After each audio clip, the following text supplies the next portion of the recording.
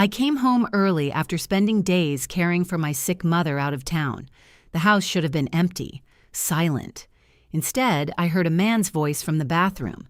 At first, I thought it was a burglar, until I heard him say, "She won't be home today, sweetheart." Then came the sound of a woman laughing softly inside.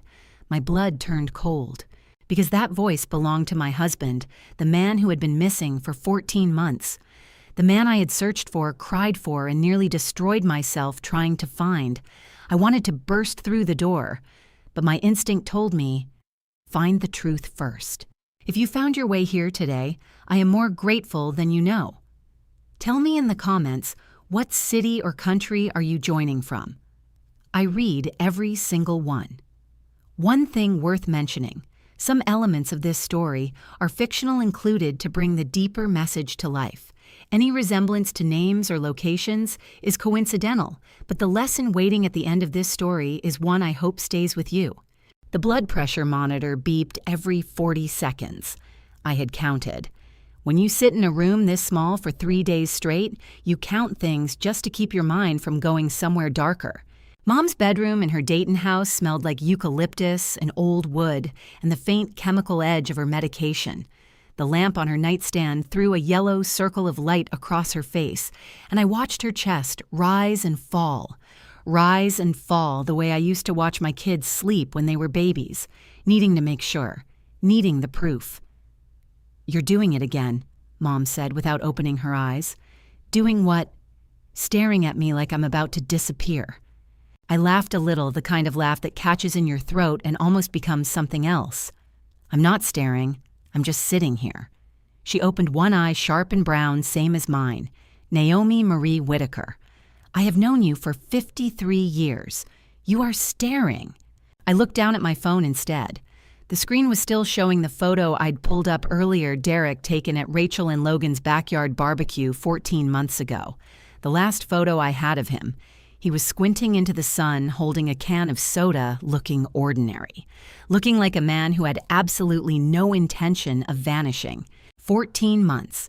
I had filed the missing persons report with the Columbus Police Department within 48 hours of his disappearance. I had hired a private investigator, a retired detective named Bill Hoover, who spent 6 weeks and $4,000 of my dollars finding absolutely nothing. I had called Derek's brother in Cincinnati, his old construction crew foreman, his college roommate, whose number I found in a box in the garage. Nothing, nothing, nothing. And through every single one of those nothing days, Logan had been there. My son. 29 years old, sitting at my kitchen table with his coffee saying, "Mom, don't worry, I'm looking. I'm not going to stop looking." I had believed him with my whole chest. Con. Mom's voice pulled me back. She had pushed herself up against her pillow, watching me with the careful look she reserved for when she thought I was about to break. "Are you sleeping at all?" "I sleep fine." "You have circles under your eyes the size of quarters." "Mom, I'm just saying what I see." She reached out and I took her hand. Thin fingers, papery skin, a grip that was still surprisingly firm. "You don't have to keep pretending everything is fine. Not in front of me." My throat tightened so fast it surprised me. I had been holding the line for so long at work, at the grocery store, at church, every place where people looked at me with that particular mixture of pity and curiosity that widows and abandoned wives both have to learn to navigate. I was used to holding the line, but sitting here in the yellow lamplight with Mom's hand in mine and the monitor beeping its steady 40-second rhythm, something behind my eyes went hot and sharp. "I don't know what I'm doing," I admitted. My voice came out smaller than I intended. "I wake up and I think today I'll figure out something new, and then the day just passes and I haven't figured out anything." Mom squeezed my hand. She didn't say it would be okay. She didn't say Derek would come back or that everything happened for a reason. My mother had lived long enough to know better than to say things like that. She just held my hand and let me be honest. We stayed like that until her breathing slowed and deepened into sleep. I was still sitting there, still holding my phone with Derek's photo on the screen, when the message came through. It was from Dr. Patricia Mills' mom's cardiologist, a text update the kind the practice sent through their patient portal system. Mrs. Nora's vitals have shown stronger improvement than projected. She is stable for discharge. If you need to return home early tomorrow morning, would be medically appropriate. I read it twice. Something shifted in my chest, relief, yes, but tangled up with something else I couldn't name right away. A kind of unease that had no clear shape to it. I called Logan. He picked up on the second ring. "Hey, Mom, everything okay?" "Grandma's doing better than expected. The doctor says I could head home tomorrow morning instead of Thursday." There was a pause. Not long. Maybe 2 seconds. The kind of pause that in the moment meant nothing at all. "Oh, that's great," he said. "Sure, yeah, come home whenever you're ready. I'm pretty tied up tomorrow afternoon, but don't worry about that." "Okay, sweetheart, I'll see you tomorrow then. Drive safe, Mom." I set the phone down on the side table and looked at Mom sleeping. 2 seconds. Just 2 seconds of quiet before his answer came. I filed it away without knowing why, the way I filed away small discrepancies at work, the way my 18 years of reading medical records had trained me to notice the detail that didn't quite line up. You don't ignore those details. You write them down and you come back to them later. I packed my bag slowly that night, folding each item with more care than necessary, and set my keys on top so I'd find them in the morning. The drive back to Columbus was 75 miles. I figured I would leave by 9, be home before noon. I had no idea that by the time I pulled onto Elmwood Drive, everything I thought I knew about my life would be sitting in pieces on the floor. I almost missed it. I had been driving for nearly 2 hours by the time I turned onto Elmwood Drive, and my eyes were tired, and my lower back ached from the seat, and my mind was still half back in Dayton, still hearing the steady beep of Mom's monitor. So when I came around the curve and saw the warm amber glow pushing through the curtains of my front window, my first thought was completely ordinary. I must have left a light on before I left.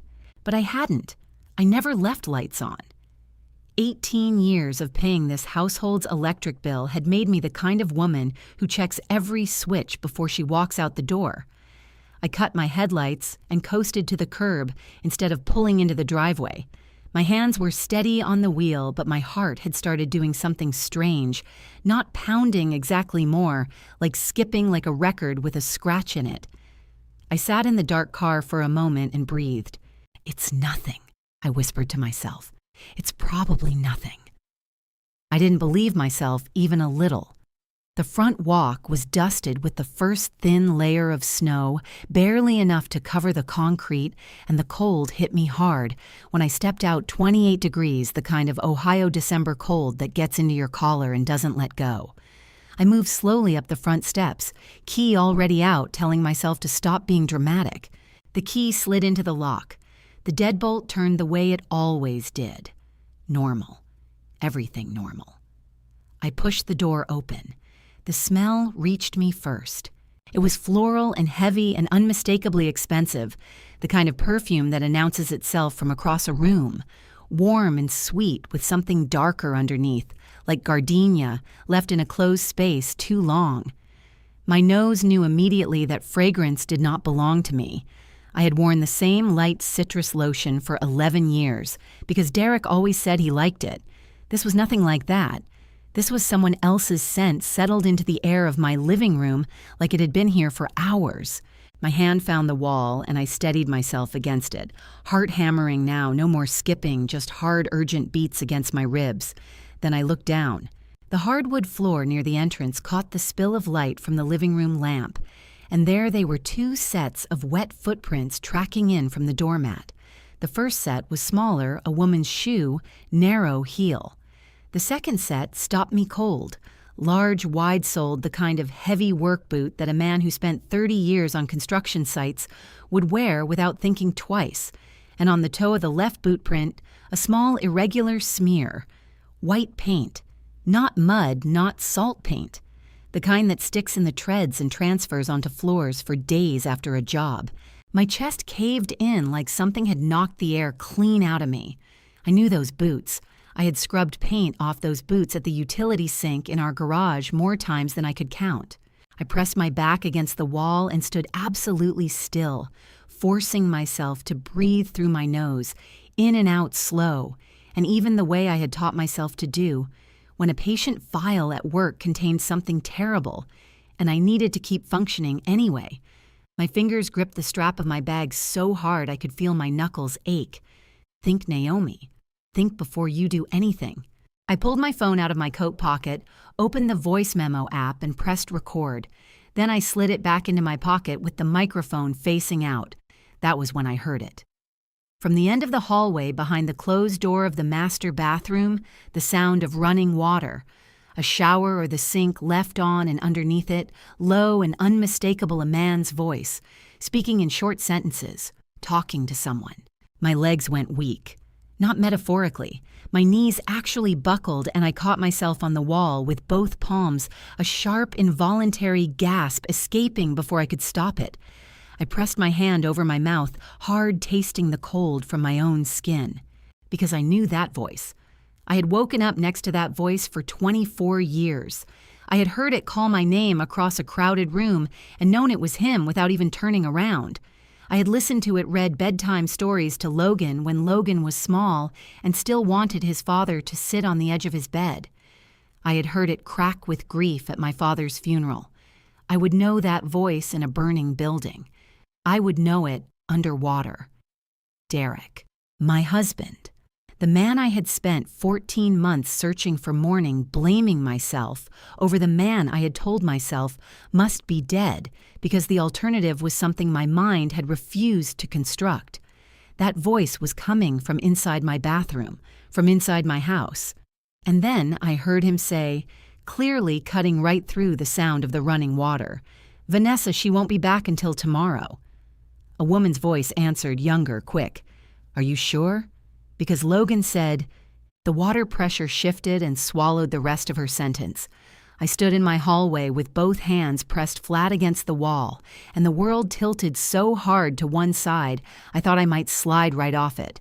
My eyes burned and my throat closed, and I wanted to scream so badly that the effort of not screaming made my whole body shake. But underneath the shaking, something else was forming.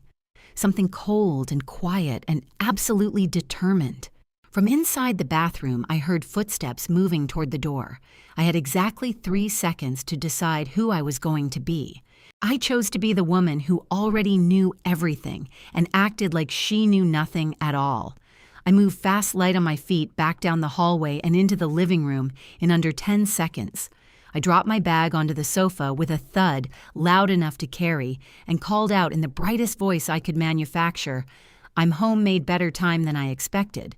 Then I stood in the middle of my own living room, hands clasped in front of me to stop the shaking heart slamming against my ribs like it wanted out, and I waited.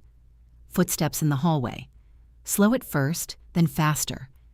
Derek appeared in the doorway. 14 months. I had not seen this man's face in 14 months, and now here he was, standing 6 feet away under the living room light, older looking than I remembered, his hair cut shorter and pushed back differently, a few more lines around his eyes. But unmistakably him. The same broad shoulders. The same way he held his jaw when he was caught off guard, tight and forward, like he was bracing for impact. His face went the color of old chalk. Then in the space of maybe 2 heartbeats, he rearranged himself. The color came back slightly. His shoulders dropped from around his ears, and he produced a smile, the kind that doesn't reach the eyes, the kind I had apparently been accepting for years without examining too closely. "Naomi." His voice came out careful, measured. "You're back early." "Mom's doing better." I kept my voice pleasant, conversational, the same tone I used with difficult patients at St. Francis when I needed them to cooperate. Her cardiologist sent a good update, so I figured why sit in Dayton when I could sleep in my own bed? "Right." He nodded, still working that smile. That's great news about your mom." And then she stepped out from behind him. She was younger than I had expected, maybe early 30s, with dark brown hair that fell past her shoulders in the kind of effortless waves that take considerable effort to achieve. She was wearing Derek's flannel shirt, his gray one, with the small tear near the second button that I had been meaning to mend for 2 years. It hit her mid-thigh. She carried herself with the relaxed confidence of someone who had not been caught doing anything wrong, which told me she had decided that what she was doing wasn't wrong at all.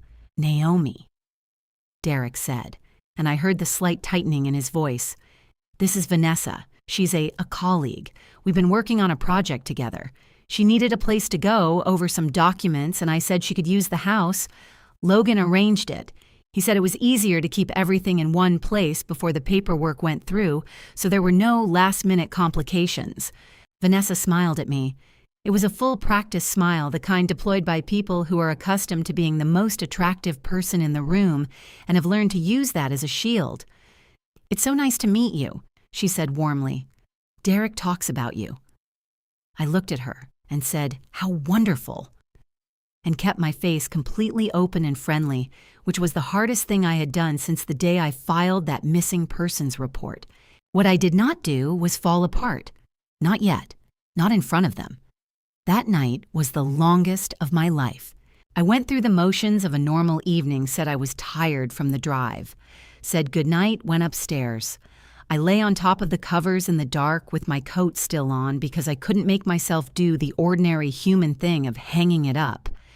Through the ceiling, I could hear the low murmur of voices from the living room below, Derek and Vanessa talking in the careful, lowered tones of people who knew they needed to be quiet.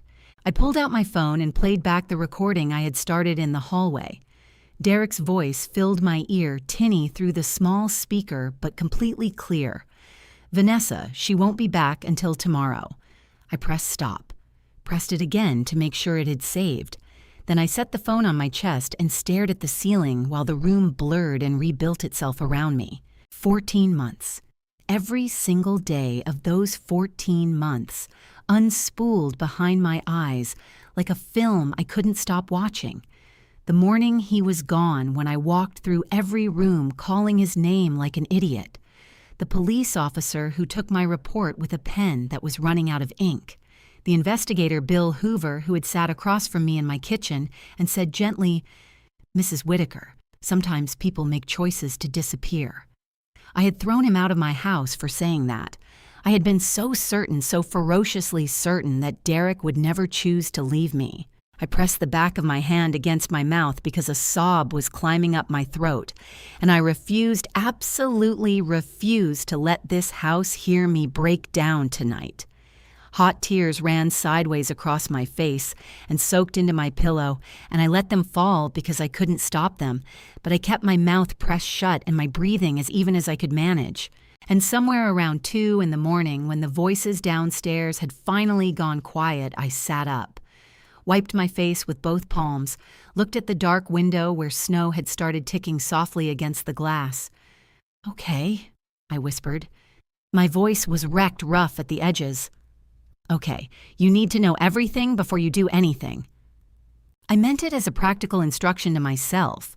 I was a woman who dealt in records and documentation, in the careful management of information. I did not act without data. I would not act without data now. The alarm went off at 6:30 and I was already awake. I dressed methodically, went downstairs, and started the coffee, like it was any Wednesday morning in any of the past 24 years. The kitchen filled with the smell of dark roast, and I stood at the counter and listened to the familiar sounds of the house, waking up pipes in the walls, the refrigerator's hum, the particular creak of the third stair that had needed fixing since 2019. Derek came down first. He had showered, changed into his own clothes, and was making a visible effort to appear at ease. He pulled out the chair across from mine at the kitchen table and sat down, wrapping both hands around the mug I had already set out for him out of pure muscle memory, God help me. "Naomi, I owe you an explanation," he started. "You do." I agreed pleasantly. I poured myself a cup and stayed standing at the counter. Better angle for watching the room. He launched into it, the pressure, the debt he hadn't told me about, needing space to think, not knowing how to face me. The words came out rehearsed and smooth in places, rough and stumbling in others, and I nodded at all the right moments and asked small, gentle questions that kept him talking, because every word out of his mouth was information, and information was what I needed. Vanessa came down 20 minutes later, moving through my kitchen with the casual ease of someone who had been here before. She went to the cabinet to the left of the sink for a glass, not the cabinet where guests usually try first, not the obvious one above the dishwasher, but the correct one, the one where I kept the everyday glasses. She didn't hesitate for even a second. She had been in this kitchen before. More than once. I filed that away and kept my face pleasant and watched Derek's phone light up on the table. He glanced at the screen and something moved through his eyes, a quick flash of something tight and anxious, before he flipped the phone face down with a little too much speed. But not before I read the name on the screen, M. Dyer. I had never heard Derek mention anyone named Dyer. I wrapped both hands around my warm coffee mug, looked out the kitchen window at the frozen yard, and stored the name in the part of my mind where I kept things I intended to look up later. I was still at the kitchen window when the knock came at the front door. I checked the clock on the microwave out of pure reflex, 9:07. I had texted Logan barely 10 minutes ago a short message just, "Home early, Grandma doing better." And now here he was on my front porch, holding 2 takeout coffees and wearing the kind of wide, easy smile that had always made me feel like everything was going to be all right. My son. 29 years old, tall like his father, with my eyes in Derek's jaw. The person I had leaned on harder than I should have for the past 14 months. "Mom." He stepped in and pulled me into a hug with his free arm squeezing tight. "I was so relieved when I got your text. I came straight over." I let him hold me. I pressed my face into his shoulder the way I had when he was small and I was the one doing the comforting, and I counted silently in my head. 10 minutes. His apartment was in Clintonville, a good 4 miles north of here. Even with no traffic on a Thursday morning, that drive was 25 minutes minimum. I had timed it myself dozens of times over the years when I was trying to figure out whether he would make Sunday dinner. 10 minutes. He either had wings or he had already been somewhere much closer to Elmwood Drive when my text arrived. I pulled back and looked up at his face, searching for the thing I was afraid to find. He looked back at me with warm, concerned eyes. Not a flicker of anything off. He was good. He was very, very good. "Where's your dad?" he asked, glancing past me into the house, and my stomach turned over hard because there was not a single note of surprise in that question. Not a trace of the shock that should have been there if he had believed, as he'd always claimed, that his father was missing. Derek appeared from the hallway and Logan looked at him with the carefully calibrated expression of a son who was trying to seem overwhelmed. "Dad," he said, voice thickening. "Dad, you're really here." They embraced. I watched. And what I saw was not a son discovering his lost father. What I saw was 2 people completing a handshake they had rehearsed. Logan pulled me aside a few minutes later, steering me gently toward the front window, his voice dropping low. "Mom, I know this is a lot, but listen, Dad's back and there are some things we need to sort out. Some financial stuff, some paperwork." He squeezed my arm. "I actually have some documents I want you to look at. Nothing scary. Just getting things organized so you don't have to carry all this alone anymore." "Of course," I said, keeping my voice soft and tired and compliant. "Let's talk about it later today." He nodded satisfied and went back to Derek, and I stood by the window with my coffee cooling in my hand, doing the math on 10 minutes over and over until the numbers stopped being just numbers and started being a verdict. I needed air. I needed to think without anyone watching my face. I went out the back door under the pretense of checking the storage boxes I kept in the yard, shed old tax files, holiday decorations, the kind of domestic errand that requires no explanation. The cold wrapped around me immediately sharp and clean, and I was grateful for it. My head needed sharp and clean right now. The backyard at 847 Elmwood was larger than most lots in the neighborhood, nearly an acre stretching back toward the old property line that my father Harold had insisted on preserving when he helped us negotiate the purchase 18 years ago. I had. Never thought much about the size of the lot beyond being glad Sophie had room to run when she visited. But now I stopped walking and looked at the rear of the property with new eyes. 3 orange survey stakes had been driven into the frozen ground along the back fence line, each one flying a small bright flag that snapped in the December wind. They hadn't been there when I left for Dayton 4 days ago. Alongside the back gate, a laminated notice had been zip-tied to the fence post, the official yellow and black header of the Ohio Department of Transportation, referencing something called the I-71 Corridor Expansion Project, Phase 2. I stood in the cold and read every word of that notice twice. My breath made small clouds in the air in front of me. Then I turned toward the shed. The lock was wrong. The padlock I had bought from Home Depot 5 years ago, brass-colored, slightly tarnished, with a small dent on the bottom from the time I dropped it on the concrete, was gone. In its place was a heavy-duty combination lock, black and new, the kind used on job sites. I reached out and closed my fingers around it, cold and solid and completely foreign. Someone had changed the lock on my shed, in my own backyard, while I was away caring for my mother. I stood there with my hand on that cold lock and felt something move through me that was not quite fear and not quite fury, but existed somewhere in the territory between the two. My eyes stung in the cold wind. I blinked hard, refusing to cry out here, where anyone might see me through the kitchen window. But my throat ached with the effort of holding it in. I turned back toward the house.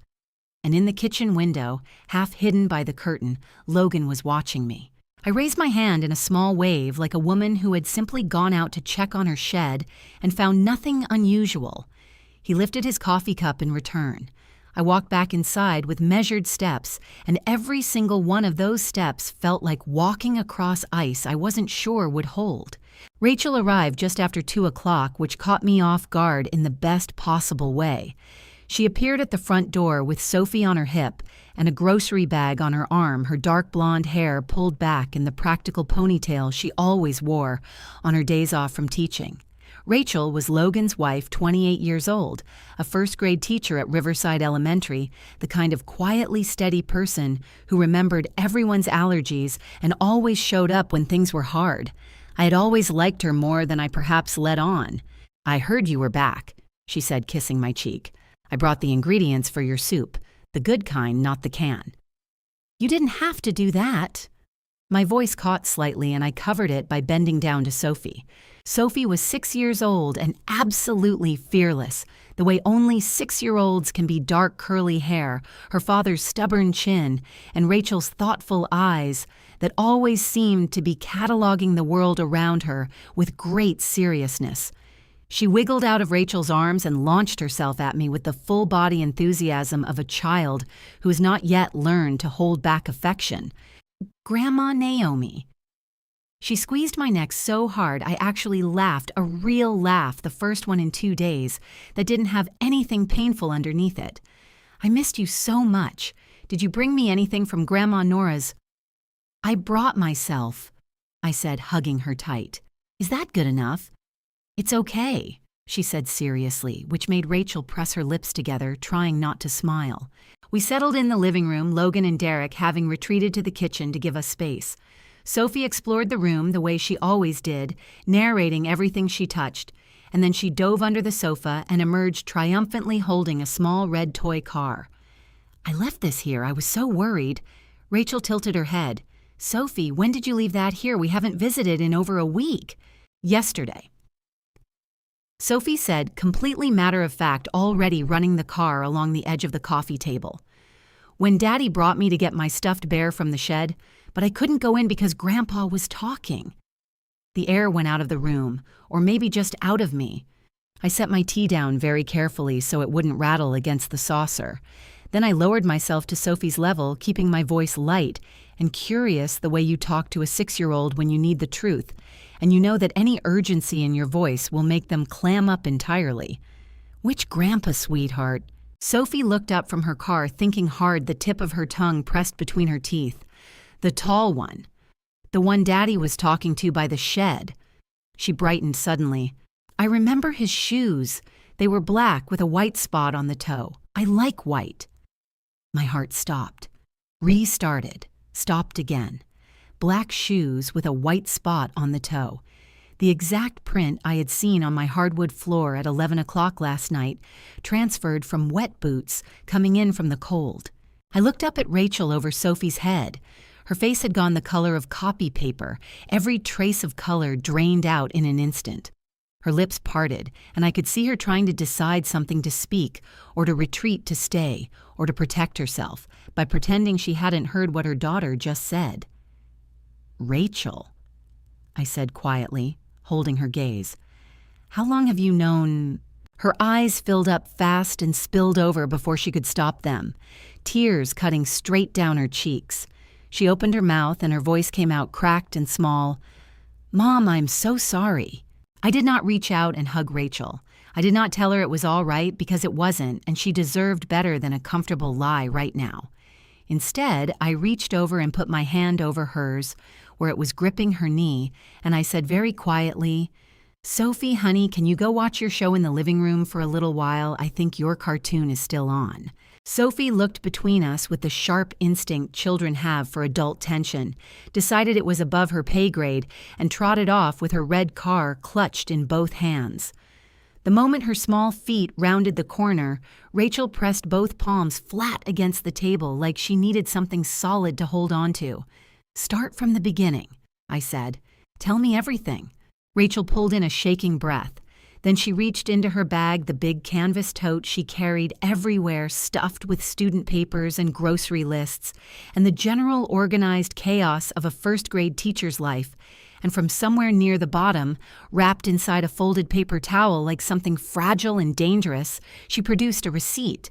She set it on the table between us with 2 fingers like she was afraid of it.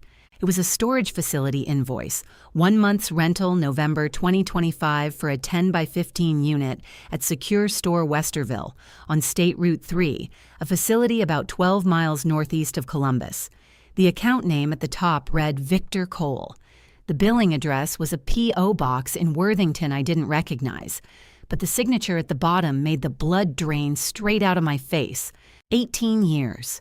18 years of processing medical records at St. Francis Hospital, handling thousands of documents, bearing thousands of signatures from physicians, administrators, insurance adjusters, patients. You develop an eye for handwriting the way a musician develops an ear for pitch, involuntary, permanent, impossible to switch off. The particular way a person forms their letters becomes as recognizable as their face. I knew Derek's signature the way I knew the sound of his footsteps on the stairs. The elongated D with its sharp downward tail, the W that leaned slightly right, the compressed middle syllables he always rushed through like his hand was trying to keep up with his impatience. This was Derek's signature, on a document bearing a name that was not Derek's. "Where did you get this?" My voice came out steadier than I felt. My hands, however, were a different story. I pressed them flat on the table to stop the trembling. "I found it 3 weeks ago," Rachel said. Her voice was barely above a whisper, thick with crying she was trying to control. "Logan left it on the kitchen counter. He came back for it right away like he'd forgotten it was there, but I'd already seen it. I didn't know what it meant at first, but I kept it." She swallowed hard. "I kept it because something felt wrong and I didn't know what else to do." "Had you seen that name before Victor Cole?" Rachel nodded miserably. "About 8 months ago. Logan was on the phone in the bedroom, and I came in to ask him something, and he held up his hand to stop me, and I heard him say the name. I asked him about it afterward, and he said it was a business contact, an investment client." She let out a short, hollow laugh that had nothing funny in it. I believed him. God help me, I believed him. I looked at her red-rimmed eyes and her hands twisting together in her lap and felt a surge of something fierce and protective move through my chest. She was 28 years old, and she had been carrying this alone, afraid, in her own home. "Rachel." I kept my voice low and level. "Has Logan ever threatened you directly?" She flinched. That small, involuntary flinch told me more than her words did. He said— She stopped, tried again. He said if I caused any problems with his plans, I would find out what complicated really meant. And then he said that custody arrangements could get very messy for someone who couldn't prove they were a stable parent. Her voice fractured on the last 2 words. He knows I would burn the world down before I let anything happen to Sophie. My jaw tightened so hard it ached. Logan had taken his own daughter and turned her into a leash. "Listen to me," I said, and I squeezed Rachel's hands until she looked up at me. "I need you to trust me for the next few days. Can you do that?" She nodded, eyes brimming over again. Yes, Mom, whatever you need." I tucked the invoice carefully into the inside pocket of my cardigan, right against my chest. Just in time, because 30 seconds later, Logan's footsteps came back through the hallway door. He was all easy smiles and warm energy when he came back in the version of my son that the world saw, and my stomach turned over looking at him. He ruffled Sophie's hair when she ran to him, swung her up onto his hip, laughed when she grabbed his nose. And I sat at the table and watched and thought, how long have you been this person? How long have I not known you at all? 2 hours later, Derek and Logan asked me to sit down in the living room. Logan had spread a set of documents across the coffee table with the deliberate neatness of someone who had rehearsed this moment. The papers were arranged in a precise stack edges, aligned a pen placed at an angle across the top like a prop in a performance. Derek sat to one side, hands folded, playing the role of the cooperating husband. Logan sat directly across from me. "Mom," Logan said, and his voice was warm and careful, the voice of a caring son explaining something complicated to someone he loved. "We've been thinking about how to make things easier for you going forward. You've had such a hard year running back and forth to Dayton for Grandma Nora, managing everything here alone. It's too much for one person." He slid the document stack toward me. "This is a power of attorney for asset management. Basically, it lets me help handle the financial and property side of things, the house, the accounts, the insurance, so you don't have to carry that weight by yourself. In the United States, a power of attorney for asset management is a serious legal document. When you sign one, you hand another person the legal authority to make financial decisions on your behalf, to manage bank accounts, sell, or mortgage property, handle investments. It is not a form for helping out. It is a transfer of control." I picked up the stack and turned pages slowly, keeping my face neutral and interested like a woman reading a grocery circular. Page 1, standard header. My full name, Logan's name as designated agent. Page 2, scope of authority, broad sweeping language covering real property, financial accounts, insurance policies. Page 3, effective date. My eye caught it immediately, and I had to work very hard not to react. The date printed on this page was November 26th, 15 days ago. Before I had come home. Before any conversation had taken place. Someone had predated this document as though the agreement had already been made. Page 4, standard notarization block.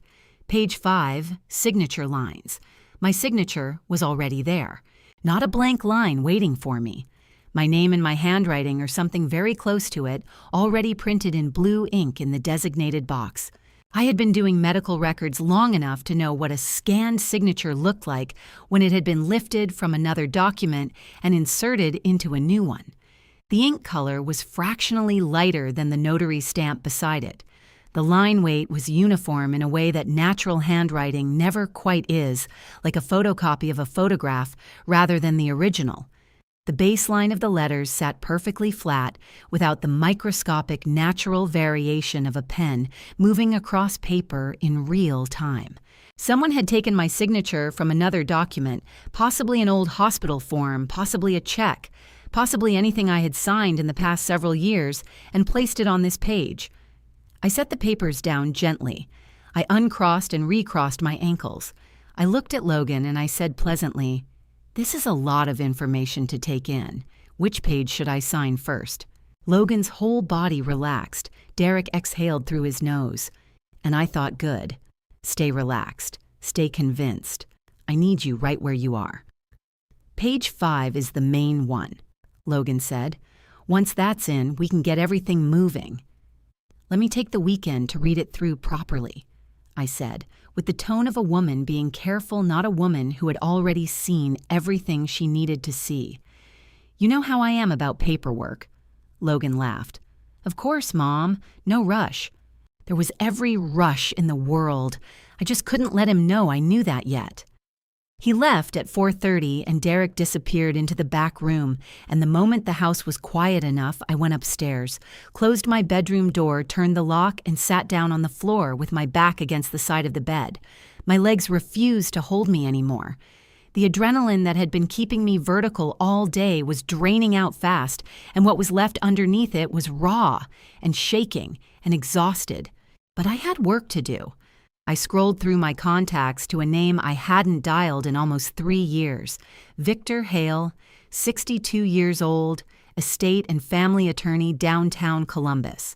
He had handled my father, Harold's affairs, for over 2 decades, had been at the closing when Harold helped Derek and me buy this house, had been at Harold's bedside in his final weeks.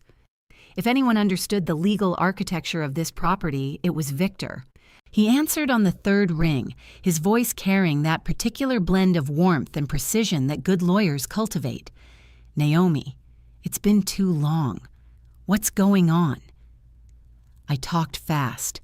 I gave him the condensed version, Derek alive, and in my house, Logan's documents, the predated signature page, the scanned signature on page 5. Victor listened without interrupting, which was one of the things I had always respected about him. When I finished, he was quiet for exactly 4 seconds. "The predating alone is fraud," he said, "and lifting a signature from another document and inserting it into a legal instrument is forgery under Ohio law. That's a felony, Naomi. This isn't aggressive paperwork. This is criminal." He paused. "Do not sign anything tonight, not 1 page." "I know," I said. "I wasn't going to." "Good." Another pause, longer this time, waited with something he was deciding whether to say. "Naomi, I need to ask you something. The name Victor Cole, has Derek ever used that name in your presence?" My chest went cold. "No. Why?" Victor's voice was measured and careful. "About 2 years ago, I came across that name in a civil case I was reviewing for a colleague. Not my case directly, but it crossed my desk. There was a hard money loan that's a short-term, high-interest private loan, the kind used when someone can't qualify through a bank, made by a private lender named Marcus Dyer, based out of Worthington, Ohio. The borrower on the loan was listed as Victor Cole. The signature on the loan documents..." He stopped. "I need to pull the file before I say more. But Naomi, listen to me. Do not sign anything tonight. You said that already." "I'm saying it twice because I mean it twice." His voice gentled. "I'm going to make some calls tonight. And there's something else. I need to check something your father left with me. I'll call you back within the hour." I sat on the floor after he hung up, phone still warm in my hand, the room darkening around me as the winter afternoon collapsed into evening outside my window. Harold. My father. Even from 7 years in the ground, somehow his name kept appearing at the edges of this thing like a hand reaching back through time to steady me. I pressed the phone against my chest and closed my eyes and let myself feel, just for one moment, the full crushing weight of everything bearing down on me. The document with my stolen signature, the lock on my shed, the invoice with Derek's handwriting under a stranger's name, Rachel's face when she said she was afraid in her own home, Sophie's bright voice describing a grandfather she had no business having seen. Then I opened my eyes, pushed myself up off the floor, and started making a list. The list I had made the night before had 7 items on it. By 8 o'clock Friday morning, I had already crossed off the first 2. The 3rd item read Clara. Clara Ruiz had lived at 851 Elmwood Drive for longer than I had lived at 847. She was 68 years old, a retired laundry shop owner, the kind of neighbor who brought soup when you were sick and remembered your kids' birthdays without being reminded. She had also, 3 Christmases ago, installed a video doorbell on her front porch after someone stole her porch packages, and had spent considerable time since then learning every feature of the app with the enthusiasm of someone who had found a late-life hobby. She pulled me inside the moment she saw me coming up her front walk. "I was hoping you'd come by," she said, already moving toward the kitchen table where her phone was sitting face up. "I didn't know if I should call you or wait. I didn't want to make trouble if I was wrong." "You're not wrong," I said. "Show me." Her kitchen smelled like cinnamon coffee and old wood, and a row of family photos covered the entire far wall. Her children, her grandchildren, decades of ordinary happiness, archived in frames. I stood beside her at the table and looked at the small screen she held up. The footage was grainy the way all nighttime security footage is, but clear enough. A figure in a dark coat wool cap pulled low, moving along the side fence of my property toward the back gate. The timestamp read 4 weeks ago, 1:47 in the morning. The figure reached the back gate, worked the latch with the ease of someone who had done it many times, and disappeared into my backyard. "That's the first one," Clara said, her voice tight with something between concern and indignation. "There are 4 more, different nights always after midnight." She scrolled forward, showing me each clip in turn, 5 visits across 6 weeks, and in the third clip, just before the figure ducked under the low branch of the yard maple, the security light caught the toe of his left boot for exactly 2 seconds. White paint on black leather. My throat closed so fast I had to press my fist against my sternum just to breathe. 5 times. Derek had come back to this property 5 times in the night, and at least once he had brought Logan, and neither of them had said a single word to me about any of it. "Clara," I managed, "can you save copies of all 5 videos? Don't send them anywhere yet. Just keep them somewhere safe." "Already done," she said firmly and patted my hand. "You take care of whatever you need to take care of. I'll be right here." I walked back to my house with my jaw set and my eyes burning and my hands balled into fists inside my coat pockets. 5 visits, planning visits. And I had been in Dayton holding my mother's hand while all of it was happening 30 feet from my back door.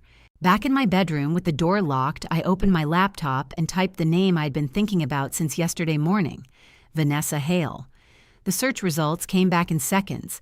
Senior Agent, Prestige Realty Group, Columbus, Ohio, specializing in commercial land development and investment property acquisition, commercial land development.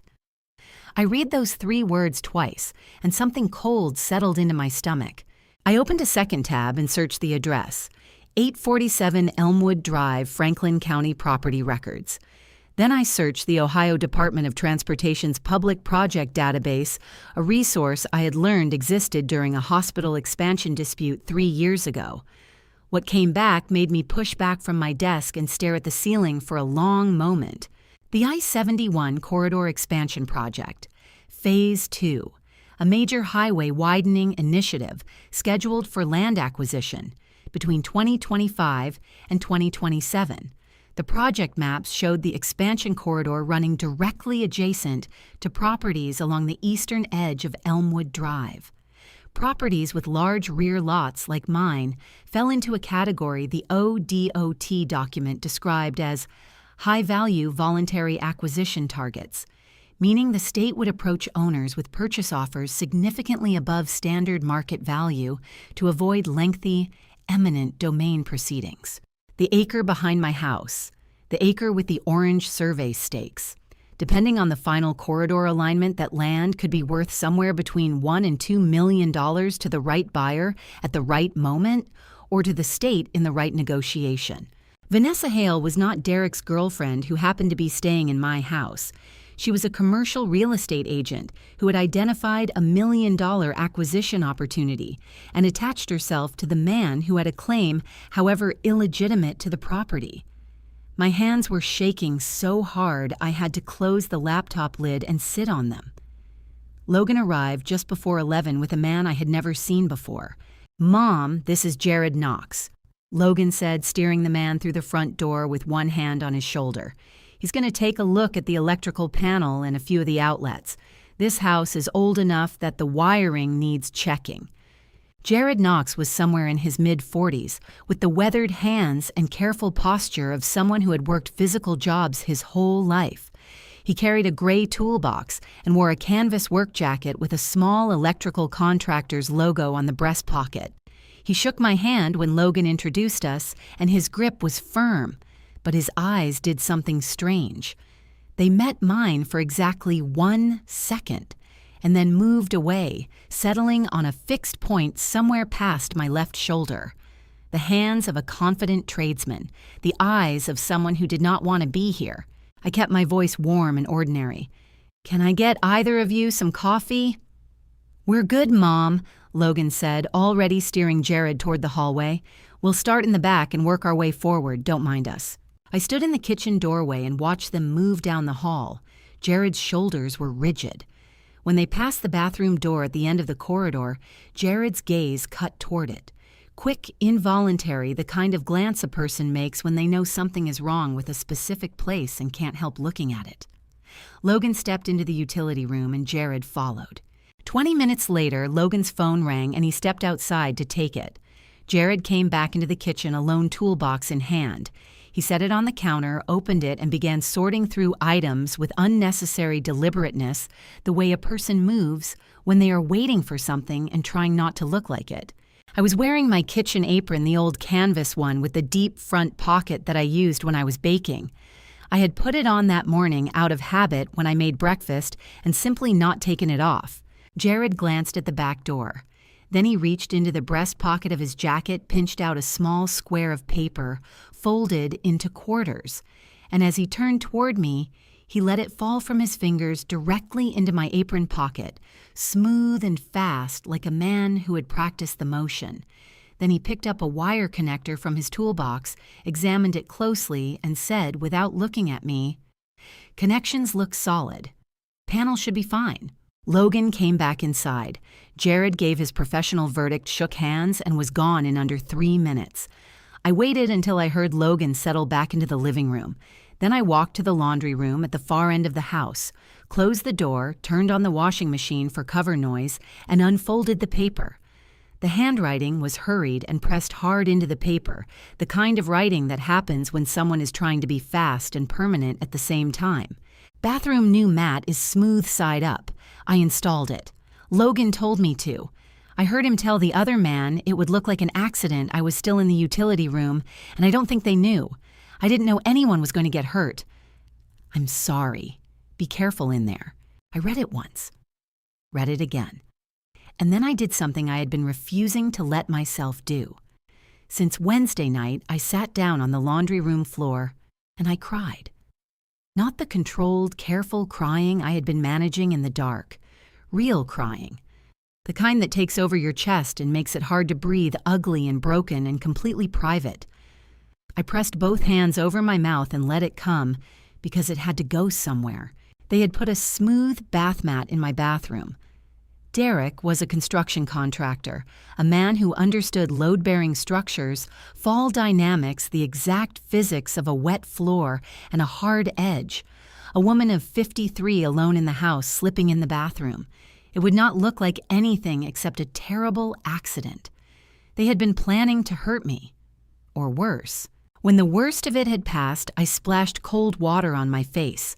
At the laundry sink, looked at myself in the small mirror mounted above it, and said out loud to the red-eyed woman looking back at me, "You are not going to let them win." Then I dried my face, straightened my apron, and drove downtown to meet Victor Hale. His office was on the 8th floor of the Huntington Center, a glass tower that looked out over the Scioto River. The city below was white with fresh snow, quiet and clean, and for a moment standing at his window, I felt desperately far from the house on Elmwood Drive and everything festering inside it. Victor was 62, silver-haired, with the unhurried manner of a man who had seen enough legal crises to know that panic never helped and preparation always did. He had set a manila envelope on the desk between us, old the edges, soft with age, sealed with a strip of tape that had yellowed over the years. On the front, in my father's unmistakable architect's handwriting, "For Naomi. Open when you need to." My breath caught in my chest like a hook. "Harold gave this to me in 2018, Victor said gently. "He said you would know when the time was right." He paused. "I think the time is right, Naomi." My hands were trembling when I broke the seal. Inside was a folded set of legal documents and a handwritten letter on my father's cream stationery. I unfolded the letter first. The first line read, "Naomi, if you're reading this, you need help, and I want you to know I already thought of that. My eyes filled up so fast the words blurred. I pressed the back of my wrist against them and kept reading. Harold had filed a special deed restriction with the Franklin County Recorder of Deeds, the official government office that maintains all property. Ownership records in Franklin County. This restriction created a dual signature requirement, meaning that any sale mortgage transfer or legal encumbrance of the property at 847 Elmwood Drive required the simultaneous notarized signatures of both Naomi Whitaker and Victor Hale. Without both signatures present together, any attempted transaction would be automatically flagged and frozen by the county recorder's office for a mandatory 90-day review period. No one could take this house without me, and no one could take it with just me either, not without Victor standing beside me. He knew, I whispered. My voice broke on the second word, and I let it. He knew something like this might happen. Victor leaned forward and placed one hand briefly over mine. Your father was a very careful man, Naomi. He loved you with a great deal of foresight. I sat in that warm office with the snow falling outside and my father's letter in my hands, and I cried for the second time that day, but this time it was different. This time the tears were not just grief and fear. They were something else entirely, something that felt against all probability like being held. Victor let me collect myself. Then he set a second document on the desk. There's one more thing. The name Victor Cole appears in a loan agreement I've now pulled from our files, a hard money loan from Marcus Dyer dated 14 months ago for $340,000. The loan is secured by a vaguely described, anticipated real property asset, language designed to be ambiguous enough to point at your land once the paperwork went through. He looked at me steadily. The repayment deadline is 72 hours from 6 this morning. That's why they're rushing you.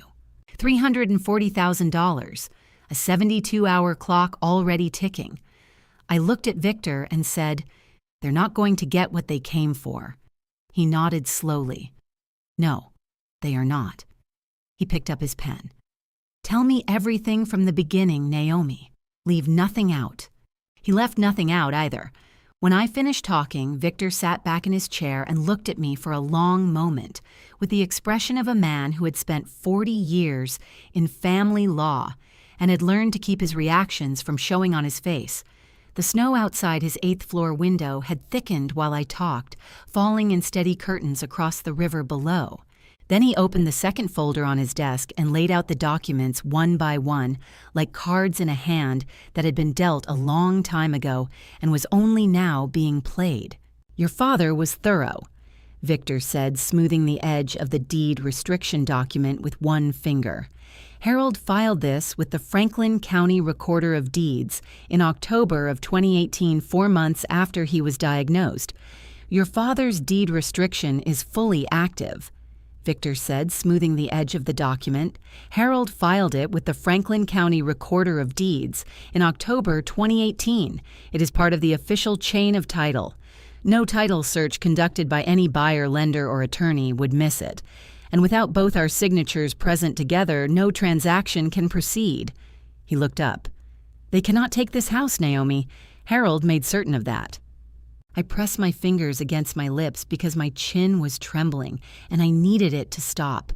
He knew, I said, and my voice came out in pieces.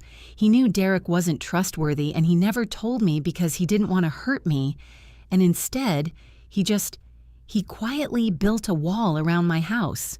That is exactly what he did, Victor said, and his voice was very gentle. He told me when he gave me that envelope that he hoped you would never need to open it. But he wanted to be sure the wall was there, whether you needed it or not. I pressed the back of my hand hard against my eyes and breathed through my nose until the burning stopped. I was not going to fall apart in Victor Hale's office. I would save that for later, for the privacy of my own car or my own bedroom.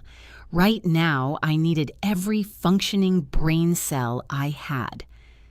The loan, I said, dropping my hand back to my lap. Tell me about the loan.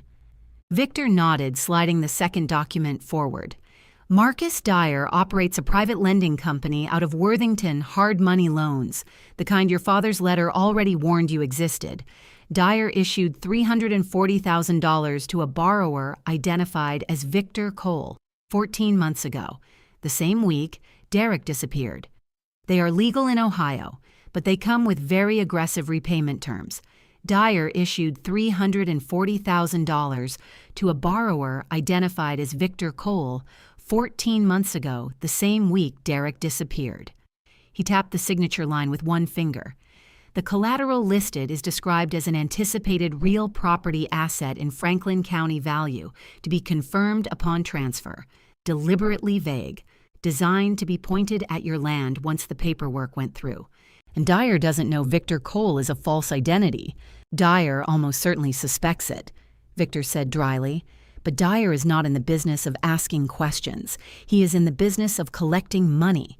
He does not particularly care whose name is on the contract as long as someone with access to a valuable asset signs it, because if payment is not made, he pursues the asset, not the person. He paused to let that land, which is why Logan needs your signature on that power of attorney before Sunday midnight. Without it, there is no legitimate pathway to transfer the property, and without the property, there is nothing to offer Dyer. The deadline was 72 hours from 6 o'clock that morning. I had done the math 3 times already.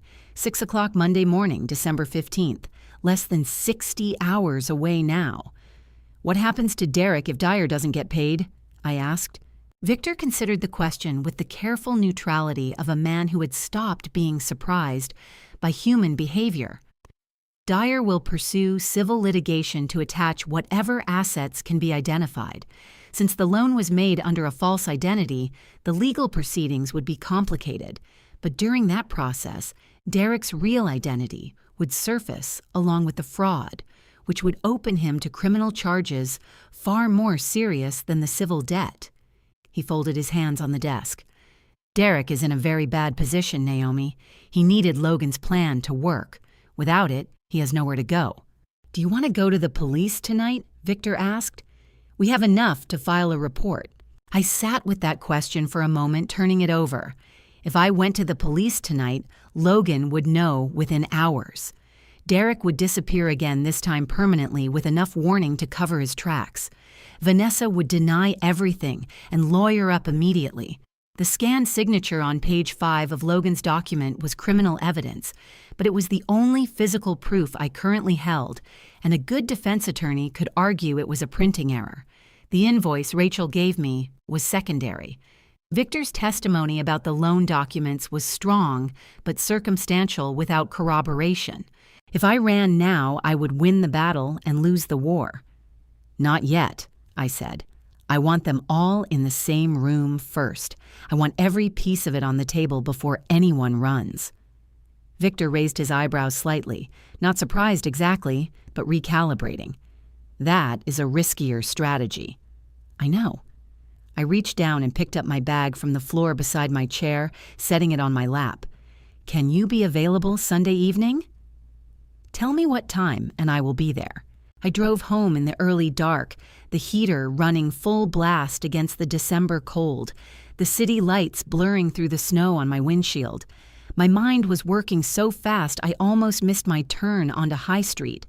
I stopped at the red light at the intersection of High and 5th and sat there with both hands on the wheel watching the pedestrians hurry across the crosswalk with their collars pulled up against the wind. $340,000, 72 hours, a forged signature, a bath mat installed to kill me. My son, who I had rocked to sleep and driven to baseball practice and cried over at his college graduation, sitting across from me in my own living room and pushing a criminal document in my direction with his father's full knowledge and cooperation. The light turned green, and I did not move. The car behind me tapped its horn gently after a moment. I lifted my hand in apology and pulled forward, and as I did, the plan came together in my head with the sudden completeness of something that had been assembling itself in the background all day without my conscious knowledge. I pulled to the curb on High Street, put the car in park, and called Victor back. He answered on the first ring. "Naomi is everything. I have a plan," I said. "Listen." I talked fast the way I used to dictate patient file notes when I was running behind clear, sequential, no unnecessary words. "I'm going to tell Logan tonight that I've decided to sign. I'm going to act convinced. I'll say I've thought about it and I understand that the family needs to get organized and I'm ready to do my part. I'll set up Sunday evening as the signing time." A brief silence on Victor's end, the considered kind. "And Sunday evening. You walk in at 7 o'clock with everything we have, Elaine if she'll come, the deed restriction, the loan documents, the recording from Wednesday night." I took a breath. If I run now, Derek disappears and Logan destroys the paper trail. But if they believe I'm going to sign, they will all be in that room. Derek, Logan, Vanessa. Every piece of evidence and every person who needs to answer for it, right there together. Victor was quiet for 4 full seconds. "You would be inviting criminal conspirators into your home under false pretenses." "I would be protecting my home," I said. "There's a difference." Another pause. Then, "I'll need to contact the Columbus Police Department's Financial Crimes Unit ahead of time. If we are going to do this, law enforcement needs to be briefed and positioned nearby, not inside, but close enough to respond immediately if anything escalates." "That works," I said. "And Naomi." His voice shifted lower and more careful.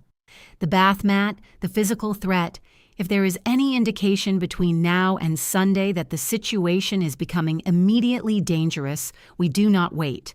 "Agreed." "Agreed," I said. I pressed record on my voice memo app, slipped the phone back into my coat pocket, and drove home. Logan was in the living room when I walked in. Laptop opened the picture of productive industry. He looked up at me with that warm, practiced smile. "Mom, you were gone a while. Everything okay?" I set my bag down and unwound my scarf and said with the tired, slightly defeated tone of a woman who had been thinking hard and arrived somewhere she didn't entirely want to be. "I've been driving around thinking about everything. The paperwork, the house, all of it." I sat down in the armchair across from him and looked at my hands. "I think you're right, Logan. I think I need help managing things. I've been trying to carry everything alone for too long." Logan closed his laptop very slowly. His expression shifted, a flash of something sharp and hungry moving behind his eyes before the warmth came back up over it. "Yeah. Sunday evening," I said. "Let's do it Sunday evening. I want to sit down properly, all of us together, and go through the paperwork. Can you arrange that?" "Absolutely," Logan said, and his voice had gone smooth and warm as poured honey. "I'll make sure everyone's there." "Good." I stood up, picked up my bag, and headed for the stairs. "I'm going to lie down for a bit. It's been a long day." I was halfway up the stairs when my phone buzzed in my pocket. I waited until I was in my bedroom with the door locked before I looked at it. The message was from a number I didn't recognize, a 614, area code Columbus local. It read, "My name is Elaine Porter. I am the notary public who processed the document Logan Whitaker brought to me last week. Your phone number was listed on page 1 of the power of attorney as the principal party. I copied it down before I handed the file back. I was pressured into doing it, and I am not able to live with what I did. The document has 2 problems you need to know about. Page 3 is backdated by 15 days. The signature on page 5 is not original. It was scanned from another source. I could tell because I handled the printing. I don't want to go to jail for something I was coerced into. Please don't sign anything. I will testify if you need me to." I read the message 3 times sitting on the edge of my bed with the phone gripped in both hands.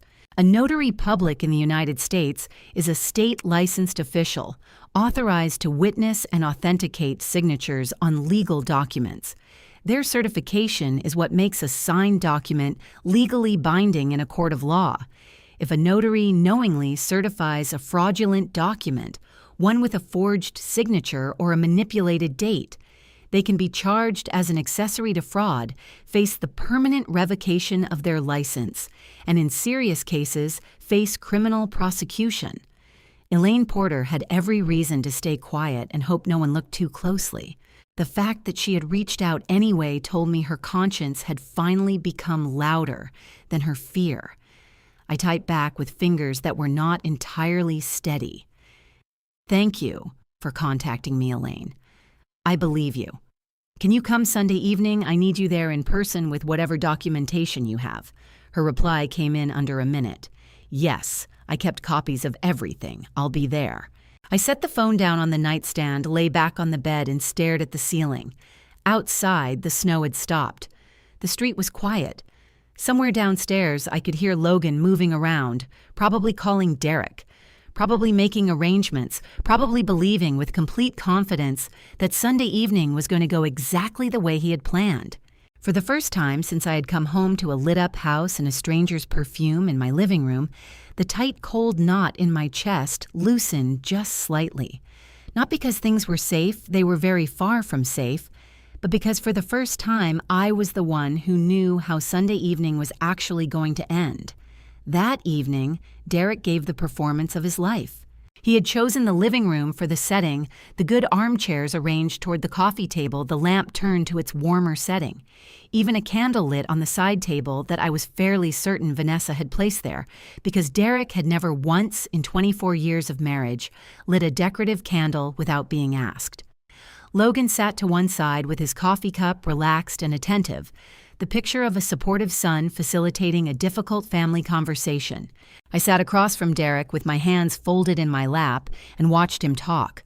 He spoke about pressure, about a construction contract that had gone badly 2 years ago, a commercial project in Westerville that had cost him far more than he had budgeted eaten through the business account and left him facing a debt he was too ashamed to tell me about.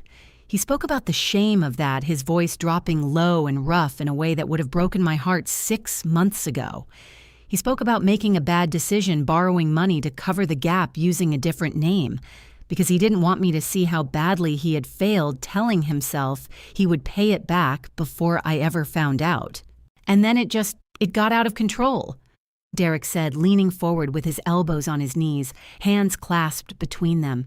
His eyes were red at the rims, genuinely so. Whatever else Derek was, he had always been capable of crying on command. I panicked. I thought if I disappeared for a while, gave myself time to figure it out.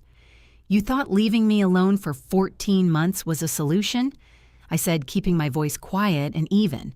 Derek's jaw tightened. "I know how that sounds, Naomi." "I want to make sure I understand," I said pleasantly. "You were embarrassed about a debt, so you faked your disappearance. Let me file a missing persons report. Let me spend $4,000 on a private investigator. Let me spend 14 months not knowing if you were alive or dead, and your explanation is that you panicked." The room got very still. Logan shifted in his chair, a barely visible adjustment, the kind a director makes when an actor goes slightly off script.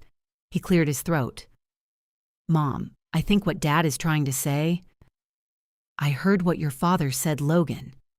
I looked at my son steadily. I was asking him. Derek pressed both hands against his face and dragged them down slowly. When his hands dropped, his expression had rearranged itself into something rawer. Whether genuine or performed, I had stopped being able to tell the difference, and that itself was a kind of grief. "I'm sorry," he said. "I know sorry doesn't cover it, but I need you to know I am." I looked at him for a long moment.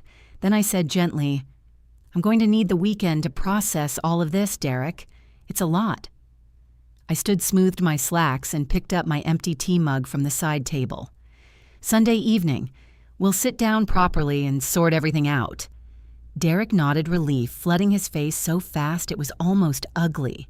Logan leaned back in his chair with the contained satisfaction of someone who had just watched their plan click smoothly into place. I carried my mug to the kitchen, rinsed it at the sink, and stood looking out at the dark backyard. My reflection looked back at me from the window glass, a 53-year-old woman with tired eyes and very straight posture, holding a clean mug. I set the mug in the dish rack and went upstairs to plan. I woke at 5:45 Saturday morning to the sound of Logan's voice. The house was dark and cold and completely quiet, except for that voice coming from behind the partially open door of the small room Derek had been using as an office, 3 doors down from my bedroom at the end of the hall. I had gotten up for water barefoot, moving quietly the way you do at that hour when the house is sleeping.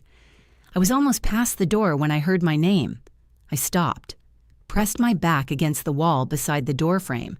Logan's voice was low, but not whispering, the confident low of someone who believed they were alone. "She's going to sign Sunday. She's convinced." A pause. "I know. But after the paperwork clears, the old man isn't necessary anymore. Dyer only needs the money, not the name. I'll handle the rest." Another pause longer, a short cold sound that might have been a laugh. "Vanessa thinks she's getting a cut. She'll find out differently." My hand flew to my mouth.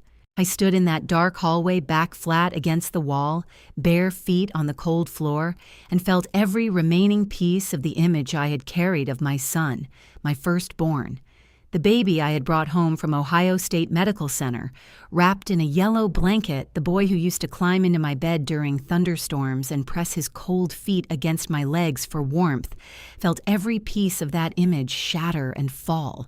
He was going to use Derek to get the property, then discard Derek, then discard Vanessa. He had never been helping his father. He had been using his father the way you use a tool and planning all along to be the only one left standing when it was over. I made myself breathe. In through the nose, slow. Out through the mouth, slower. Then I walked back to my bedroom on legs that felt like they belonged to someone else, closed the door without a sound, and sat on the edge of the bed in the dark until my hands stopped shaking enough to hold my phone. I opened the voice memo app and checked that it was still running from the night before. It was. Good. I had heard enough. That afternoon, I watched from the kitchen window while the snow in the backyard compressed under the weight of 2 grown men who needed to stand outside in the cold to have a conversation they didn't want me to hear. Derek was doing most of the talking, gesturing with one hand in the clipped, emphatic way he used when he was angry and trying to control it. Logan stood with his arms crossed, weight back on his heels, the body language of someone who had decided they no longer needed to defer to the person in front of them. I couldn't read lips from this distance, but I didn't need to. I could read the dynamic clearly enough. At one point, Derek held up his phone screen, facing Logan, jabbing a finger at whatever was displayed on it. Logan flinched barely a small backward movement of the shoulders before his face went flat and controlled again. Derek had found something. A discrepancy in the paperwork, a second version of a document, some proof that his son had been preparing a version of this plan that did not include him. I watched Logan's expression and saw what was not there. Not guilt. Not remorse, not even the discomfort of being caught. Just recalibration, the face of a man running new numbers. By dinner time, they were back at the table together, all 3 of them, Derek, Logan, Vanessa, making ordinary conversation with the brittle cheerfulness of people who've agreed to set something aside temporarily. I ate with them and said the right things and asked about the weather forecast and complimented Vanessa's sweater. Vanessa said, "Thank you, I've had it for ages," and helped herself to more salad from the bowl she'd found in the cabinet above the refrigerator, the cabinet where I kept the serving dishes, which no one found on their first try. She moved through my kitchen like a woman who lived here, and I filed that away as I had been filing everything in the careful, orderly rows of a mind that had been trained to manage information under pressure. After dinner, I found a reason to leave the room and called Rachel from the upstairs bathroom water running for cover. She picked up on the first ring. "Is everything okay?" Her voice was tight with the particular anxiety of someone who had been waiting for bad news. "Everything is on schedule," I said, keeping my voice low and calm. "Sunday evening. I need you to bring Sophie and arrive at 6:30. Not 6:30, so you're inside and settled before things start." "Okay." Her breath hitched. "And then what?" "At 7 o'clock, someone is going to ring the doorbell. When that happens, I need you to pick up Sophie. Tell her she looks tired and take her out to your car. You don't need to come back inside. You don't need to hear anything or see anything. Just get her out." A long pause. "Mom." Rachel's voice cracked on the words soft and broken. I am so sorry I didn't tell you sooner. I was so scared and I kept telling myself there was another explanation, and I just kept waiting and hoping I was wrong. Rachel? I sat down on the edge of the bathtub. You came to me when it mattered. You gave me that invoice. You trusted me when you had every reason to be afraid. That's not nothing, that's everything.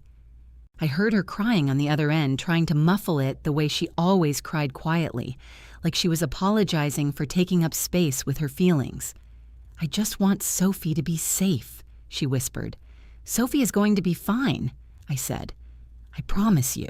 Sunday evening, you walk her out to that car and you drive somewhere, you get her hot chocolate, something she likes.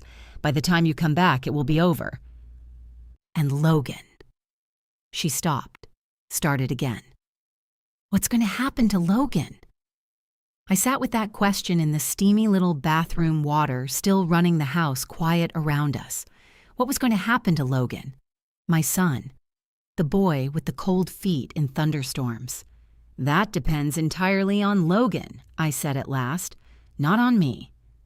Rachel took a shuddering breath. Okay, she said. 6:30. I'll be there. Sunday morning came in quiet and white, fresh snow overnight, softening every edge of the street outside my window. I came downstairs to find the house unusually still.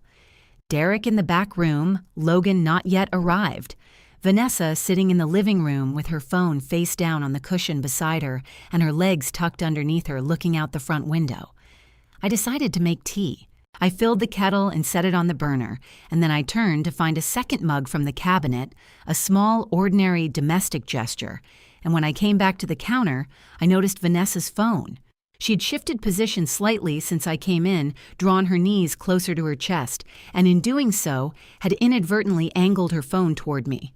The screen was still face down, but along the narrow edge of the device, the small hardware indicator light the one that activates automatically whenever a phone's microphone is in use, a privacy feature required on all modern smartphones since 2021 was blinking a steady, rhythmic green. At St. Francis, I had learned to recognize that light on patient phones left on counters and bedside tables. 18 years of working in a hospital environment where privacy mattered had made me fluent in the small signals of recording technology. Vanessa's phone was recording right now. From the back room, Derek's voice carried through the wall, raised argumentative the tail end of whatever had been escalating between him and Logan since yesterday afternoon in the backyard. I couldn't make out the words clearly, but the tone was unmistakable. Hot accusatory, the voice of a man who had finally understood the full scope of what his son had planned for him. Vanessa was not recording me. She was sitting in the living room with her phone aimed at the wall between her and the argument happening on the other side of it, collecting exactly the kind of evidence a smart woman collects when she realizes the man she aligned herself with has no intention of honoring any agreement he made with her. I poured 2 cups of tea, carried them to the living room, and sat down in the chair nearest the window. I wrapped both hands around my mug and looked out at the snow and said conversationally, "Miserable weather for December." Vanessa looked at me. Something moved through her expression, a quick assessing recalibration, the look of a woman measuring how much another woman understood. Then she reached out and took the second mug of tea. "It really is," she said, and wrapped her own hands around it, and we sat there together in the winter morning light. Not as enemies exactly and not as allies, but as 2 women who both knew more than they were saying, and had each decided for entirely different reasons that Sunday evening was going to be very interesting indeed. Before I show you what happened in that living room on Sunday night, I need to know you are still here with me. Drop the number 5 in the comments right now, just the number 5. That tells me you made it this far, and trust me, what comes next is the part you have been waiting for. And a quick note, some elements of this story are fictional, woven in for storytelling purposes. If that is not something you want to continue with, this is a natural place to step away. No hard feelings at all. Sunday evening came in on a hush. The snow had stopped sometime in the afternoon, leaving the street outside my window clean and white and very still. I I stood in my bedroom at 6 o'clock and looked at my reflection in the mirror above the dresser, the same mirror I had looked into every morning for 18 years in this house. The woman looking back at me had tired eyes and a set jaw, and wore the dark blue cardigan she saved for occasions that required her to look composed, because composed was what she needed to be tonight. I pressed both palms flat against the dresser surface, leaned in close to my own reflection, and said quietly, "You know how this ends. Stay in it." Then I went downstairs. Logan had been busy. The coffee table had been cleared and reset with the document stack in its precise professional arrangement. Pages a lined pen, angled across the top, a small bowl of mixed nuts set to one side, as though this were a business meeting. He had dimmed the overhead light and turned on both side lamps, which gave the room a warmth it did not deserve tonight. Derek sat in the armchair to the left, dressed in a collared shirt, making a visible effort. Vanessa perched on the end of the sofa closest to the hallway, her posture straight, and her hands folded in her lap, the picture of a composed professional. Logan stood when I came in. He handed me a glass of water and said, "Mom, thanks for doing this. I know it's a lot." "Family is worth the effort," I said and sat down. I picked up the document stack and held it in my lap, not reading it, just holding it the way you hold something you already know is false and are waiting for the right moment to put down. My hands were steady. That surprised me a little. For all the shaking and the crying and the sleepless hours of the past 5 days now, in the room where it was actually happening, my hands were completely steady. The doorbell rang at 6:30, right on time.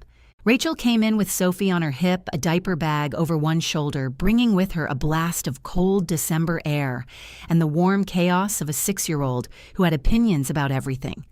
Sophie spotted me and lunged out of Rachel's arms with a sound of pure delight. "Grandma Naomi, I brought my crayons. Can I draw on the coffee table?"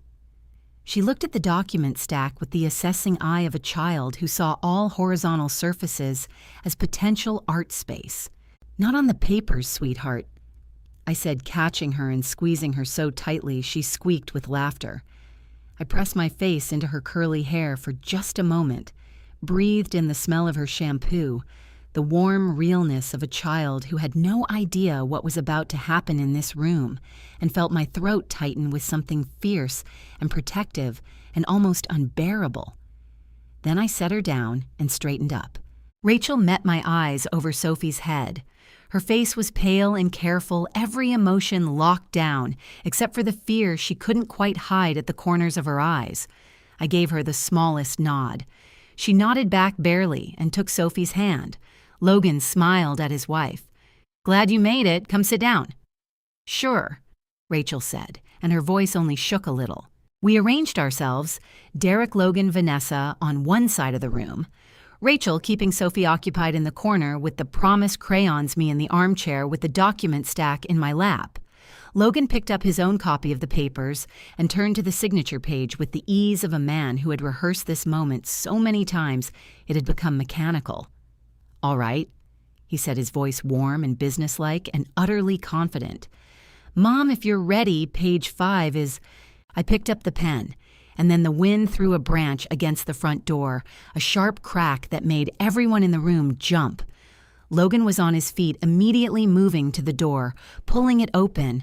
A gust of cold air swept in, scattering the top sheet of the document stack, and Logan leaned out, looked both ways down the empty snowy street, and pulled the door shut again. "Just the weather," he said, settling back into his chair with a short laugh. "Okay, where were we?" "Before we get to page 5, I said, setting the pen down very deliberately on the arm of my chair, "I have a question." Logan looked at me with the patient attention of someone who had prepared for questions. "Of course." I looked at him directly the way I had looked at difficult situations my entire adult life, straight on without flinching, because flinching never made anything easier.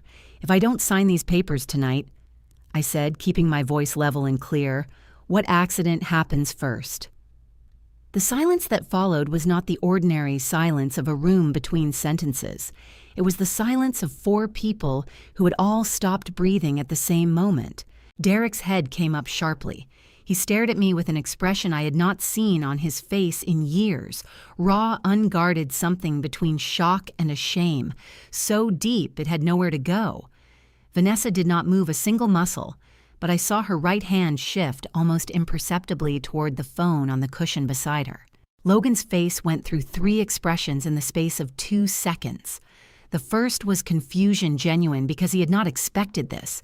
The second was calculation fast and cold, his mind running new numbers. The third was a mask smooth and reasonable, coming back up over everything else like a shade being drawn. "Mom," he said carefully, "I don't know what you—" "The bath mat in the hallway bathroom," I said. "The new one, the smooth side up." Derek made a sound. Not a word. Just a sound, low and involuntary, like something hitting him in the chest. Logan stood up. "Sit down, Logan," I said, and my voice had dropped to something quiet and very cold, the voice I had not known I possessed until this week. "We're not finished." "Mom, you're upset and you're reading things into Rachel." I looked at my daughter-in-law across the room. "Take Sophie out to the car, please." Rachel was on her feet before I finished the sentence. She scooped Sophie up mid-crayon stroke, and Sophie let out an indignant squawk. "But I'm not done." And Rachel said, "We'll finish in the car, baby, come on, don't we?" And had her coat on, and the door opened in under 30 seconds. The front door closed. The room contracted. Logan wheeled on me, and the warm sun evaporated completely. What was left underneath was something harder and colder and younger than I had ever seen on his face. "What are you doing?" "What I should have done 5 days ago," I said. "I'm telling the truth." "You have no idea what you're—" "I heard you Saturday morning," I said. "Through the office door, 5:45 in the morning. You said, and I'm quoting you directly, the old man isn't necessary anymore. And then you said Vanessa would find out differently." I watched his face as the words landed, watched him work out the geometry of what I had heard and what it meant. "I've been recording since Wednesday night, Logan. Everything in this house has been recorded." Derek stood up slowly from his armchair, and the movement was different from any movement I had seen him make all week, not performance, not deflection. He looked at Logan with the particular expression of a father who has just understood fully and completely that his son had been planning to leave him behind. "Logan." His voice was rough and stripped of everything except that one word. "What did you do?" Logan turned to his father, and the mask cracked, not into remorse, not into guilt, but into something colder. "What did I do? I fixed your mess, Dad. I've been fixing your mess for 2 years. "You were going to—" Derek stopped, swallowed. "You told me we were doing this together." "I told you what you needed to hear to cooperate," Logan said flatly, and the words fell into the room like stones into still water. Derek stared at his son. His face had gone the color of old ash. His mouth opened and then closed, and his hands hung at his sides like he had forgotten they were attached to him. 29 years of raising that boy, 29 years of coaching Little League and driving to college orientation and sitting at Christmas tables. And this was what had been growing underneath it the whole time, patient and cold and completely hidden. I felt sick. Not for Derek's sake, I had run out of grief to spend on Derek 3 days ago. I felt sick because Logan was my son too, and watching him look at his father like that was watching something that could not be undone. "Logan," I said quietly, "this is the moment to stop." He turned back to me, jaw-tight, eyes hard. "You have no idea what you've put in motion, Mom." The doorbell rang. Not a branch this time. 3 firm, deliberate presses evenly spaced the knock of someone who had been told exactly when to arrive. I stood up, walked to the front door, and opened it. Victor Hale stood on my porch in his good wool overcoat briefcase, in one hand the cold night air sharp behind him. Beside him stood a woman in her mid-40s with short dark hair and a manila envelope pressed against her chest, like a shield Elaine Porter notary, public the woman who had certified a fraudulent document under duress and spent the past week deciding whether her conscience was worth more than her fear. Her hands were trembling visibly, but her chin was up. Naomi, Victor said with the unhurried gravity of a man who had been doing this for 40 years. I believe we have some documents to discuss. I stepped back and held the door open wide. Logan spun around when he heard Victor's voice. The color left his face so completely and so fast that for one moment I almost thought he might fall. His eyes went from Victor to Elaine to the briefcase to me, and I watched the full scope of what had just happened land on him like a physical weight. All of it. The setup. The plan within the plan. The fact that the woman he had spent a week maneuvering had been 3 steps ahead of him the entire time. Victor walked into my living room, set his briefcase on the coffee table directly on top of Logan's neat stack of fraudulent documents, and clicked it open. Logan Whitaker. He said in the same calm, precise voice he used for everything, I am the attorney of record for Naomi Whitaker and for the property at 847 Elmwood Drive. I have here the recorded deed restriction filed by Harold Mitchell with the Franklin County Recorder of Deeds in October 2018.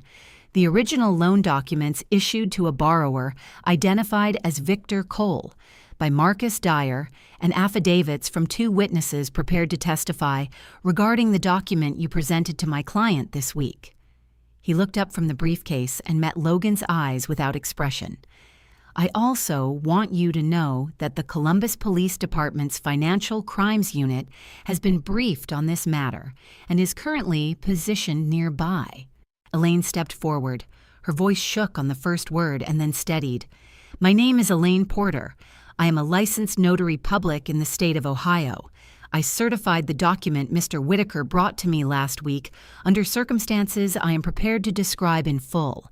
The signature on page 5 of that document was not original, it was digitally reproduced from a separate source document, and page 3 of the same document was backdated by 15 days. I have retained copies of the original print files.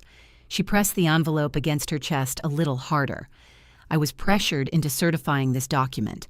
I am here because I am not willing to let that stand. The room was completely still, and then Vanessa reached for her phone. Vanessa set her phone on the coffee table screen up and pressed play. The recording quality was not perfect. It had been captured through a wall. The bass frequencies slightly muffled ambient sound layering underneath the voices. But the words were clear. Completely, undeniably clear. Derek's voice filled the living room first.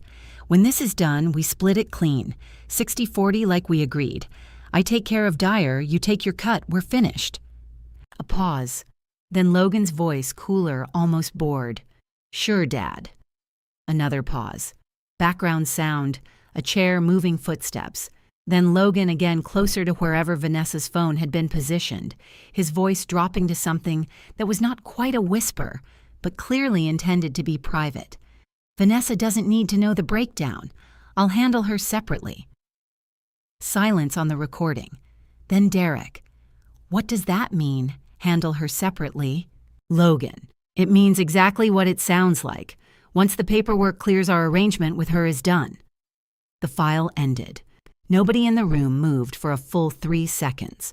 Then Derek turned to look at Vanessa, and what crossed his face was not anger, not betrayal.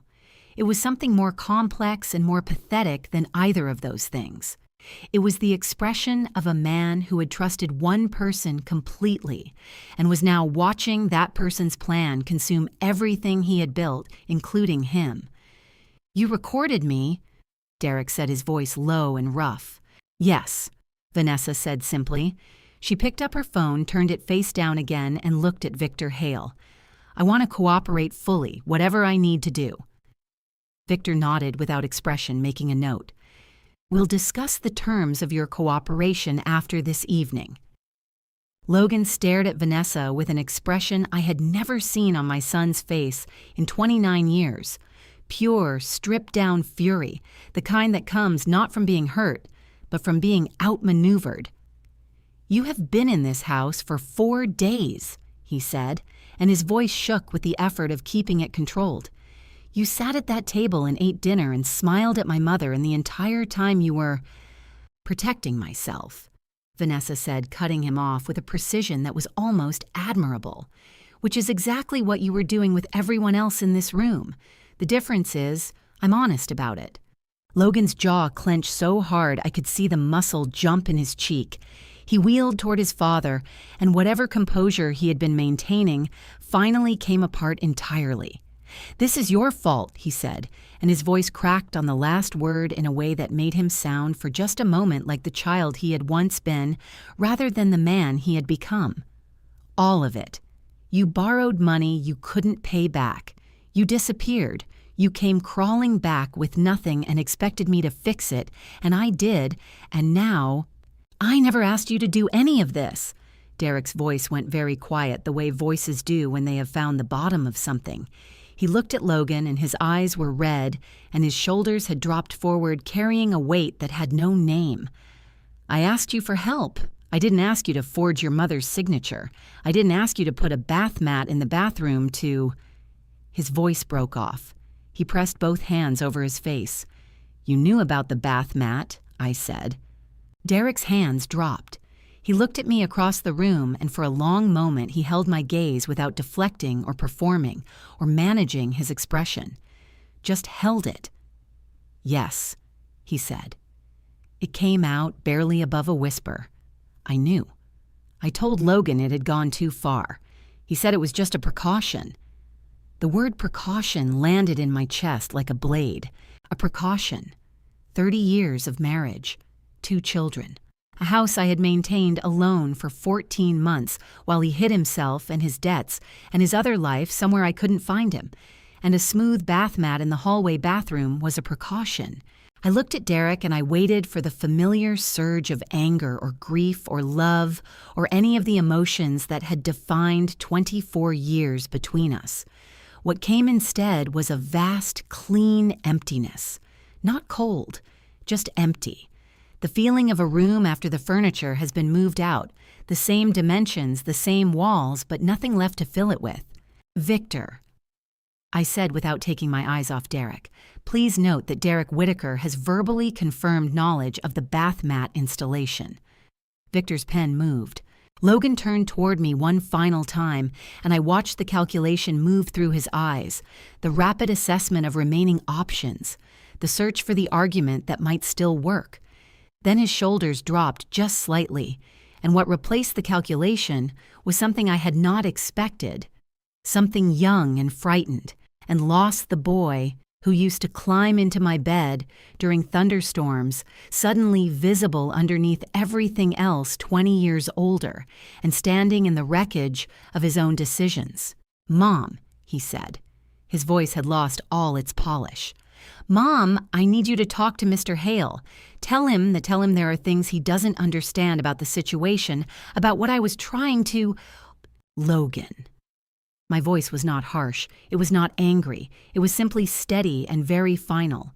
"You chose this. Every step of it. You knew your father was alive, and you sat across from me while I cried and told me you were looking for him. You forged my signature. You paid someone to put a mat in my bathroom that could have—" I stopped, took one slow breath. "I can't walk this road with you. I would if I could, but I can't." Logan stared at me, and his face crumpled not dramatically, not the way it happens in movies, but the way real grief happens, in small involuntary collapses, the eyes going wet and the jaw working against itself. For one moment, he was just my son, my firstborn, the baby I had held before he had a name. Then he pressed his lips together hard and looked away. Victor cleared his throat quietly. "I'm going to need everyone to remain available for the next several hours. The Financial Crimes Unit will want to conduct initial interviews tonight." He looked around the room with the calm authority of a man who had spent 4 decades navigating the worst moments of people's lives. "Logan, I strongly recommend you contact your own attorney before you speak to law enforcement. Derek, the same applies to you. Whatever cooperation you choose to offer will be most effective if you have representation present." Derek nodded mechanically. Logan said nothing. Victor reached into his briefcase and produced one final document, a single page different from the others, printed on plain paper rather than legal stock. "One more item," he said. He set it on the table. 2 days ago, I was contacted by a man named Calvin Rusk, an IT professional who was hired approximately 16 months ago to create a false identity profile for a person identifying himself as Derek Whitaker. The false identity, Victor Cole included, fabricated employment history, a false social security number, and supporting documentation designed to pass a basic background check for lending purposes. Victor looked at Derek steadily. Mr. Rusk retained copies of all the digital files he created. He contacted me directly through a former client of mine who had used his IT services 2 years ago and still had his number because he wanted to establish his cooperation with authorities before anyone else could characterize his role. He is prepared to provide full testimony. Derek closed his eyes. The use of fabricated identity documents and the electronic transfer of loan funds under that false identity constituted wire fraud under federal law, specifically Title 18 of the United States Code, Section 1343. Wire fraud carried a maximum sentence of 20 years in federal prison. It was not a state misdemeanor or a civil dispute to be negotiated away. It was a federal felony, and Calvin Rusk's digital files were exactly the kind of forensic evidence that federal prosecutors built cases around. Logan understood this. I watched him understand it in real time, watched the full weight of it settle across his shoulders. He sat down in the armchair, not deliberately, not with any composure, but the way a person sits when their legs have decided the matter for them. Victor closed his briefcase with a quiet click. Elaine Porter, who had stood silently through all of it with her envelope pressed against her chest and her chin stubbornly level, let out a breath so long and so shaky that it was almost a sob. "Are you all right?" I asked her quietly. "I will be," she said, and her voice steadied as she said it. "I should have done this a week ago." "You did it tonight," I said. "That counts." Victor excused himself to make a phone call on the front porch, and the room settled into a fraught and exhausted stillness. Derek sat with his face in his hands. Logan stared at the carpet. Vanessa looked at the wall. I stood up and walked to the window. Outside, Elmwood Drive was quiet and white. Under the street lamps, the snow unmarked and clean. Rachel's car was still parked at the curb 2 houses down. I could just make out the shape of it in the yellow light. Sophie's car seat silhouetted in the back window. Safe, contained, outside of all of this. Logan crossed the room toward me, moving slowly like someone approaching a threshold they were not sure they would be allowed to cross. "Mom." His voice was barely above a whisper. The calculation was entirely gone now. What was left was just a 29-year-old man standing in the rubble of everything he had built and finally fully understanding what it had cost. "I'm sorry. I know that doesn't—" He stopped. His throat worked. "I'm sorry." I turned from the window and looked at my son. All of him, the man he was, and the boy he had been, and the distance between those two things that I could not cross and could not pretend wasn't there. "I know you are," I said. "I believe you." I paused. "But sorry is the beginning of something, Logan, not the end of it. What you do next is what matters." He pressed his lips together again, eyes bright and wet, nodded once very small. Outside, the sound of a car pulling slowly onto Elmwood Drive reached us through the window glass. Then another. Victor came back inside, phone in hand. "They're here," he said. I did not sleep Sunday night. I lay on top of the covers in the dark and let the hours move past me, thinking about everything and nothing at the same time, until pale December light began pushing through the curtains, and I got up dressed and drove downtown to Victor Hale's office. He was already at his desk when I arrived. He took one look at my face, poured me a coffee without asking, and said, "Sit down, Naomi." I sat. I wrapped both hands around the mug and said, "Tell me all of it." Victor opened the top file and laid out the results one by one. "Derek is currently being held at the Columbus Division of Police for initial questioning," he began. Under Ohio law enforcement can detain someone for 24 to 48 hours for investigative interviews without filing formal charges, provided they have reasonable suspicion of criminal activity. Given the volume of evidence presented last night, the loan documents Calvin Rusk's files, your recordings, and Derek's own verbal confirmation regarding the bath mat, there are more than sufficient grounds. He paused. Formal charges will follow within the next 48 hours. His attorney will almost certainly advise him to cooperate on the identity fraud count in exchange for consideration. The wire fraud exposure, that is the federal charge under Title 18, Section 1343 carrying up to 20 years, will be a separate determination by the U.S. Attorney's Office. I nodded. My chest felt hollow. Not painful, just empty the way a room feels after the furniture has been moved out. Logan faces the most significant exposure. Victor continued, and his voice shifted slightly the way a doctor's voice shifts when the news is serious. The forged signature, the backdated document, the organized scheme to defraud combined with Calvin Rusk's digital evidence constitutes organized financial fraud at a level that draws federal attention. His attorney will push hard for a cooperation agreement. Whether that succeeds depends on what Logan is willing to give the prosecutors in exchange. I pressed my lips together, and if he cooperates, reduce sentencing, possibly significantly.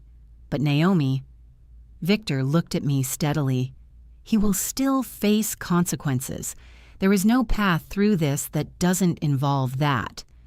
I know, I said very quietly. Victor continued.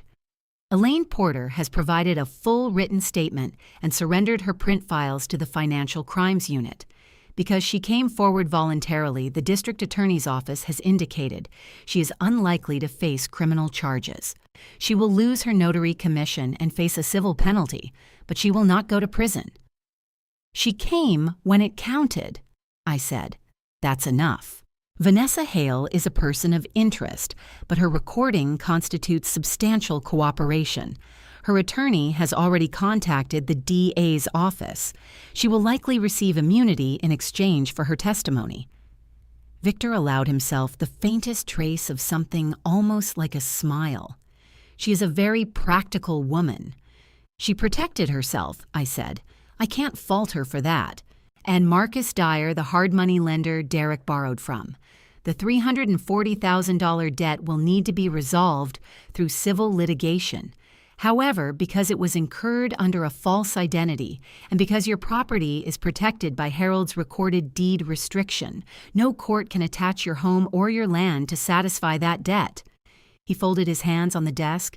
The property is untouchable, Naomi. Your father made sure of that. My eyes burned. I blinked hard and pressed my wrist against them. He really did think of everything, I whispered. He really did, Victor said gently.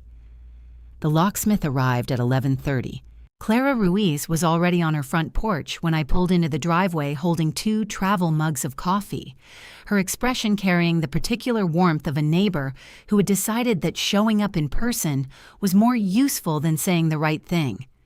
She handed me a mug, stepped up beside me, and we stood together on my front walk while the locksmith changed the deadbolt on the front door, the lock on the back door, and the combination on the shed, replacing everything that had been touched by hands that had no right to be here. 40 minutes later, the locksmith pressed 2 new keys into my palm, shiny, sharp-edged, mine. I slid the front door key into the new lock and turned it. The deadbolt moved with a clean, solid click. "You doing okay, honey?" Clara asked. I thought about the question honestly. "I don't know yet," I said, "but I think I will be." She wrapped one arm around my shoulders and squeezed brief and firm. "Of course you will. Now drink your coffee before it gets cold. I made it with the good beans." I laughed small and real and slightly broken around the edges. We stood on my porch in the cold December noon drinking good coffee, and I pushed the door open and looked at the hallway inside. Same staircase, same third step that creaked, same house it had always been. But with everyone who had used it as a stage for their plans, gone from it, the air felt lighter, like a room open to fresh air for the first time in months. My house, my lock, my key. Rachel arrived at 2 o'clock with Sophie and a bakery box tied with string. Sophie came through the door at full speed, coat half off one shoulder, shouting my name with the cheerful volume of a child who has never once considered moderating her enthusiasm.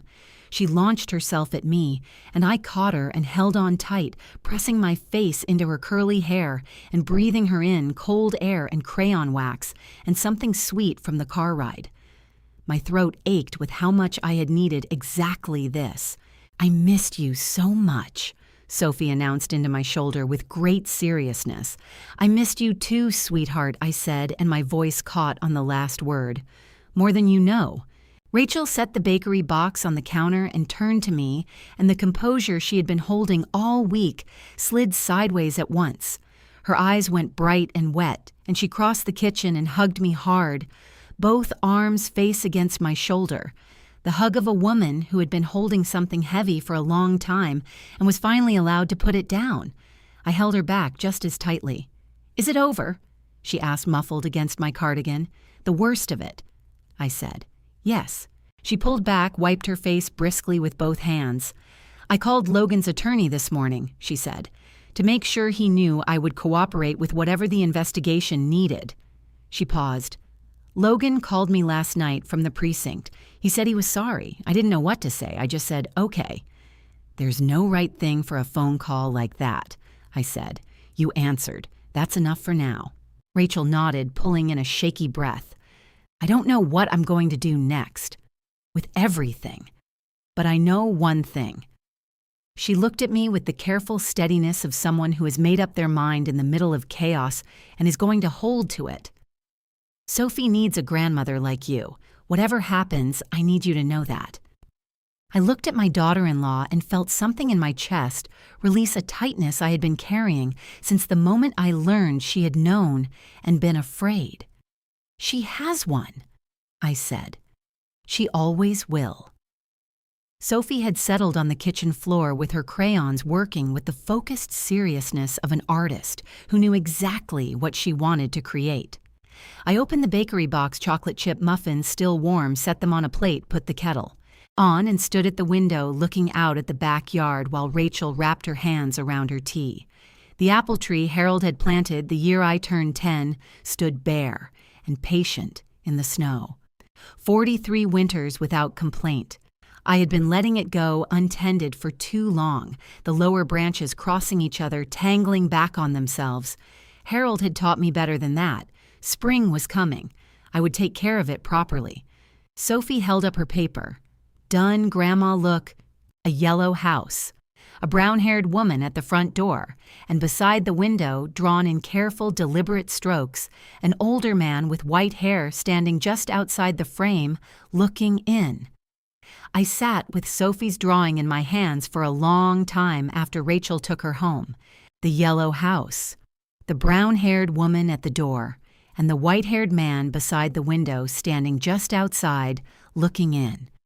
Sophie had drawn him with the careful attention she gave to things that mattered to her.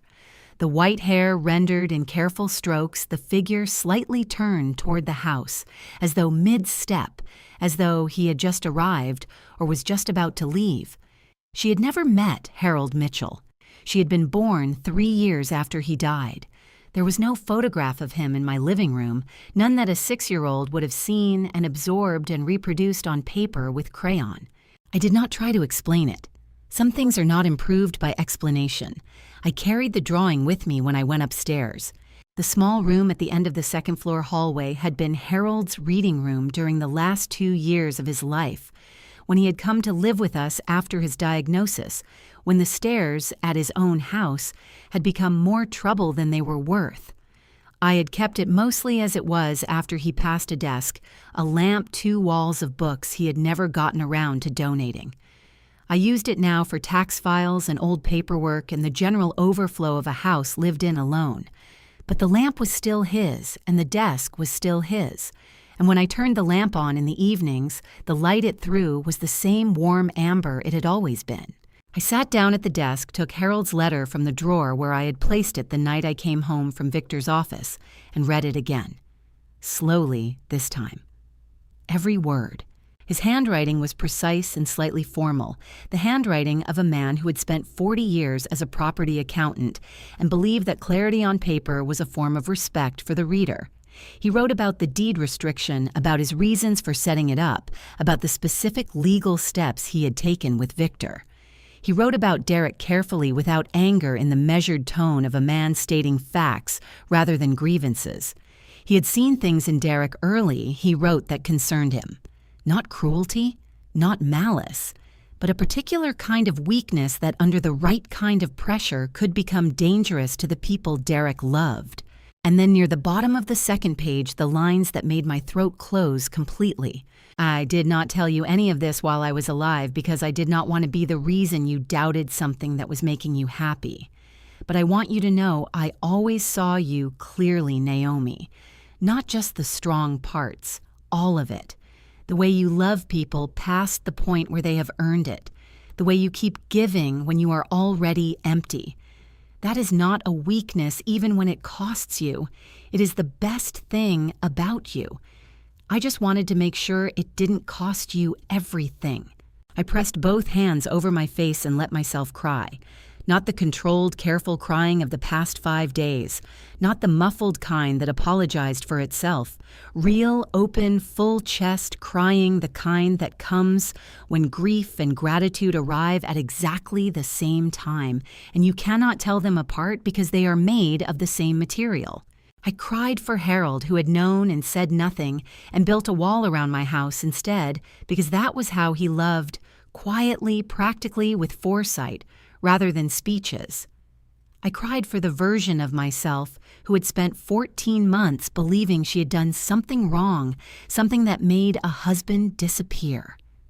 I cried for the marriage that had been imperfect long before the end, and for the son who had been standing in front of me for years without my seeing what was underneath the performance. And then when it was done, when the wave had broken and receded and left me sitting at my father's desk in his amber lamplight with a wet face and steady hands, I folded the letter very carefully along its original creases, placed it back in the drawer, and set Sophie's drawing on top of it. The yellow house, the white-haired man beside the window. I know Ba, I said quietly, to the lamp, to the books, to the particular quality of warmth that room had always held. I know you're there. I woke Tuesday morning to silence. Not the silence of the past 14 months, which had always had a hollowness to it. The silence of a house waiting for a person who was not coming. This was a different kind of silence entirely. Fuller somehow. The silence of a house that belonged completely to itself and to the person living in it. I made coffee and stood at the kitchen window while it brewed. The backyard was bright with morning light bouncing off the snows, the orange survey stakes casting small shadows across the white ground, the shed door closed, with its new brass lock that I had chosen myself. And at the far corner of the yard, bare-branched and patient as it had always been, the apple tree my father had planted the spring I turned 10 years old. 43 years. It had survived 43 Ohio winters without complaint. My phone buzzed on the counter. A message from Victor filing, complete as of this morning. Deed restriction confirmed active in the Franklin County record. Property fully protected. Harold would be satisfied. I read it twice, set the phone down, and picked up my coffee mug. The apple tree needed pruning. The lower branches had been crossing each other for 2 seasons now, which was bad for the fruit. Harold had taught me that standing in this yard in rubber boots, when I was 12 years old, showing me how to make the cut just above the bud so the tree grew outward instead of tangling back on itself. I had let it go too long, but spring was coming. Spring was always coming. I took a long sip of coffee, warm and strong and real, and for the first time since I had turned onto Elmwood Drive in the dark 5 days ago and seen a lit window that should have been dark, I stood in my own kitchen and felt without qualification that I was exactly where I was supposed to be. Sophie arrived on Saturday afternoon with a rolled piece of paper tucked under one arm like a diploma. She was through the front door before Rachel had even finished saying, "Hello, boots still on coat," trailing behind her, making a beeline for me with the single-minded velocity of a 6-year-old on a mission. "Grandma Naomi, I made you something. Close your eyes first. You have to close your eyes." "My eyes are closed," I said, holding out both hands. She placed the paper in my palms with enormous ceremony. "Okay, now." I unrolled it. She had used her best crayons, the new set Rachel had bought her for her birthday, the 64 color box, with the sharpener built into the back. The house was yellow, carefully colored inside the lines, the way she always tried to do when something mattered to her. A brown-haired woman stood in the front doorway, arms slightly open, the posture of someone welcoming rather than leaving. And there, beside the front window, rendered in patient, deliberate strokes of the white crayon, pressed hard enough to show up against the paper, an older man, with silver hair standing just outside the frame of the house, turned slightly inward, not leaving, watching over. My throat closed so fast I had to press my lips together hard to keep from making a sound. "Who is this?" I asked, keeping my voice steady with every ounce of composure I had left. I pointed to the silver-haired figure. Sophie looked at me with the particular patience of a child explaining something obvious to an adult who should already know. "The old grandpa," she said. "He stands by the window sometimes. I think he likes your house." She tilted her head, considering. "He looks nice, like he's checking that everything is okay." Rachel, standing just behind Sophie, pressed one hand briefly over her mouth. Her eyes met mine over her daughter's head, and they were bright and full, and completely at a loss for words, which was exactly right, because there were no words for this. Harold Mitchell had been in the ground for 7 years. There was not a single photograph of him visible anywhere in my living room, nowhere. A child could have seen his face and decided to draw it from memory. Sophie had never met him. She'd been a newborn, not yet brought home from the hospital the week we buried him. I did not try to explain it. I reached out and tucked a curl behind Sophie's ear and said very softly, "I think you're right. I think he does." I hung the drawing on the kitchen wall that afternoon in the spot where I kept the things that mattered most. A photo of Mom from last Thanksgiving, a drawing Sophie had made the previous Easter of a lopsided rabbit, a card Rachel had sent me last Mother's Day in her careful teacher's handwriting. Harold's drawing went up between them, held in place with 2 small magnets crooked by exactly 1/2 inch, because that was how Sophie had placed it, and I was not going to straighten it. Rachel stood beside me while I stepped back to look at it. "Does it feel strange?" she asked quietly. "Having it up there?" "No," I said, and I meant it completely. "It feels exactly right." She slipped her arm through mine, and we stood together in my kitchen, looking at a child's crayon drawing of a house, and a woman and a watchful old man beside the window, and outside the kitchen window. The December afternoon was going gold and quiet, and Sophie was singing something to herself in the living room, and the kettle was about to whistle. And for a long, full moment, everything in the world was exactly enough. That night, after Rachel and Sophie had gone home and the house had settled into its evening stillness, I sat on the old sofa. 24 years that sofa had been in this living room. Derek and I had bought it on a Saturday morning in October, the first year we were married, from a furniture store on Broad Street that had since closed.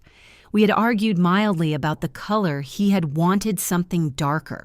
I had wanted the blue-green, and I had won, because I was the one who had done 3 months of overtime to save for it, a fact I stated pleasantly but clearly, and he had laughed and said fine. It was my sofa. It had always been my sofa. I was keeping it. I had Harold's letter in my hand, folded along its old creases, the paper soft from being opened and closed. I did not read it again. I did not need to.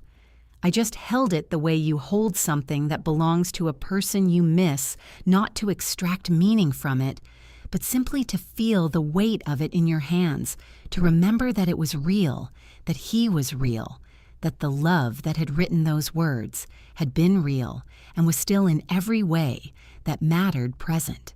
Outside the window, Elmwood Drive was quiet under a thin new layer of snow, the street lamps throwing long gold ovals across the white surface of the street. The neighborhood was still. The house was warm.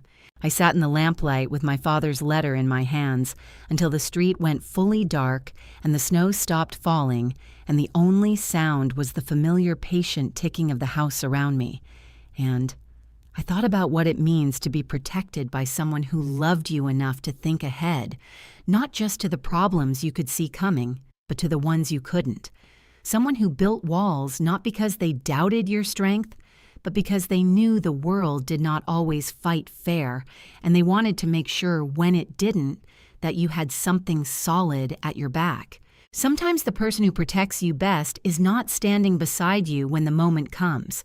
Sometimes they prepared the ground years before you ever needed to stand on it quietly without asking for credit, asking only that you live well in the space they made safe for you. I pressed the letter against my chest, closed my eyes, breathed. Outside, the snow had stopped. The street was still, and 847 Elmwood Drive. My house, my land, my name on the deed held me the way it had always held me, steady and solid and completely entirely mine. I used to think that family betrayal was something that happened to other people, something you read about, shook your head at, and moved on from. I never imagined I would be the woman sitting in her own living room holding a pen over a forged document, realizing that the two people she had loved most completely were the two people who had come closest to taking everything from her. If I could go back and give my younger self one piece of advice, it would be this: love generously, but pay attention. The details never lie, even when the people do. I spent years reading between the lines of other people's documents at work, and not enough time reading between the lines of my own life. Do not make the same mistake I did. The people who love you well will never ask you to stop asking questions.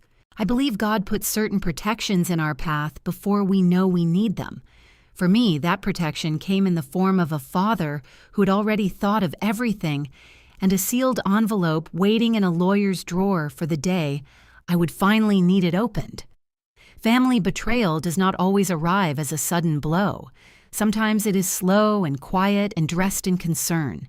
That is what makes it so hard to see and so important to name.